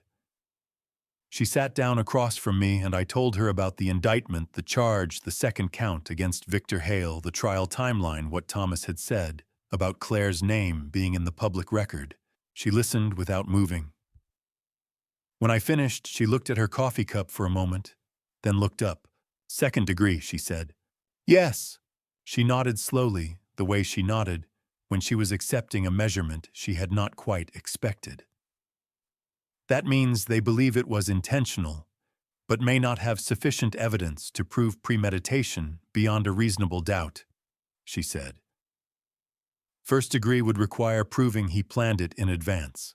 "Haktuntinde." Thomas said the same thing I said. He said the evidence strongly supports intent. Whether it rises to premeditation will be for the jury. She was quiet for a moment. Outside, the February afternoon was doing what February afternoons in Oregon did, shifting between gray and grayer, the light coming off the water with a flat, patient quality that I had lived alongside for 40 years and still found on certain days genuinely beautiful. "She called me that morning," Nora said. Not for the first time, she had told me this weeks ago at the kitchen table with Rex on the evening everything about Victor Hale had come clear. But this time she said it differently, without the careful flatness she used when she was reporting facts. This time it sounded like what it was. She called to tell me she was going to see a lawyer that afternoon, that she had finally found what she needed. Nora stopped. She looked at the table. She didn't sound frightened. She sounded settled, like someone who had made a decision and wasn't going back on it. A pause. She always got quiet like that when she knew exactly what she was going to do. A pause. She always had a plan. I did not say anything. Some things do not need a response. They need only to be said and heard. After a while, Nora straightened and picked up her coffee cup and held it in both hands, the way she did when she was thinking through something carefully. "Will you be all right?" she asked. Through the trial, the question surprised me, which it should not have. She had been asking the right questions since she was 12 years old. "Yes," I said. "Will you?" "Yes," she said. Then after a moment, "I think Mom would have liked knowing it went this far. That someone kept going." I thought about that. I thought about Claire at 7 years old sitting on the floor of the shop while I explained to her the difference between a mainspring and a hairspring, and her asking with the concentrated seriousness of a child who has decided something is important, whether the spring knew it was the most important part. I had told her that the spring did not know anything, that it simply did what it was built to do. She had thought about this and said that was probably enough. I went to the shelf above the workbench and picked up the minute repeater. I brought it to the table and set it in front of Nora. She looked at it. "We already finished this one." "I know," I said. "I want you to have it." She picked it up with both hands, the careful, complete grip she used for mechanisms she intended to understand fully. She turned it over and examined the case, the crown, the repeating slide. Then she pressed the slide and held the watch between us, and we listened to it chime together 3 hours, 2 quarters, 7 minutes, the small hammer train moving through its sequence with the same unhurried precision it had demonstrated on the workbench at Christmas, indifferent to how much had happened since. "Why this one?" she asked. "Because of what it does," I said. "It keeps time like any other watch, but it also remembers. You press the slide and it tells you exactly where you are, the hour, the quarter, the minute. It doesn't guess. It doesn't approximate." I looked at her. "You've always known exactly where you are." She held the watch for a long moment. Then she put it in her pocket, the left one close to her side, and picked up her coffee cup again. Rex came by that evening as he usually did when something significant had occurred, and we told him about the indictment, and he sat with it in the way he sat with things, quietly and without rushing to fill the silence. At some point he looked at Nora and asked her what she was going to do with the rest of the week. She considered this with appropriate seriousness. "Finish the carriage clock," she said. "Write a paper on detent escapements for the independent study. Cook something complicated on Saturday." A pause. "And think about Claire." Rex nodded. "Good plan," he said. Later, after Rex had gone and Nora had gone to bed, I sat alone at the workbench for a while. The shop was quiet. The clocks on the wall marked the hour in their various voices, the deep note of the regulator, the lighter chime of the bracket clock, the small, steady tick of the carriage clock Nora had restored, and that I had placed in the front case, because it deserved to be seen. Outside, the Oregon night came in off the water cold and very dark, and the street was empty, and the light above the workbench made a warm circle that reached to the edges of the bench and no further. I thought about the things that had happened in this shop over the past 4 months. The envelope from New York, the phone in its box, the camera behind the pendulum bracket. The night the security footage showed 2 people moving through the dark with a brass key. The morning in the courthouse corridor when Nora had straightened my tie without being asked. The floor on the last day of December and the 3 of us sitting against the display case while the clocks kept time. I thought about Claire the way Nora had asked me to, not about what happened, but about her. The way she laughed before anyone else realized something was funny. The way she had sat on this same floor as a child and asked whether a spring knew it was important. I picked up the simple pocket watch I had set down that afternoon when Thomas called. I finished the movement, closed the case, wound it, and set it running. It was a plain watch, no repeater, no complications, just the clean tick of a well-made machine doing what it was built to do. I set it on the shelf and turned off the bench lamp. That was as best as I can say where it ended. Not with a verdict that would come later in a courtroom I would sit in, and Nora would sit in, and we would hear together what 12 people decided about the weight of what Dennis had done.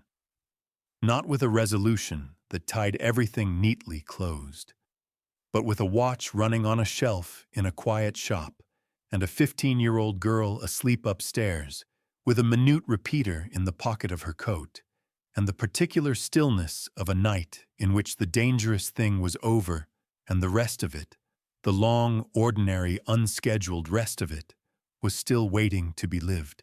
That, I think, is enough. I am 70 years old. I have stayed silent too long, chosen comfort over truth too many times.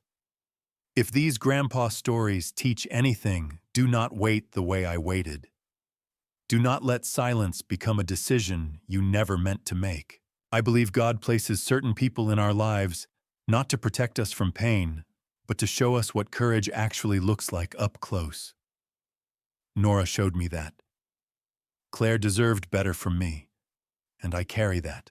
Every family story has a version of Dennis in it, somewhere someone who mistakes love for ownership and money for power. My personal belief is simple: no inheritance, no patent, no sum of money is worth what we lose when we stop protecting each other. These grandpa stories are not comfortable, but they are honest, and every honest family story is worth more than a perfect one. If something here stayed with you, leave a comment. I read everyone. Share this with someone who needs it. And if you want to stay for more grandpa stories, you are always welcome here. Thank you for listening all the way to the end. The stories ahead contain fictional elements built for honest human purposes. If that is not for you, no obligation. But if you are still here, welcome back.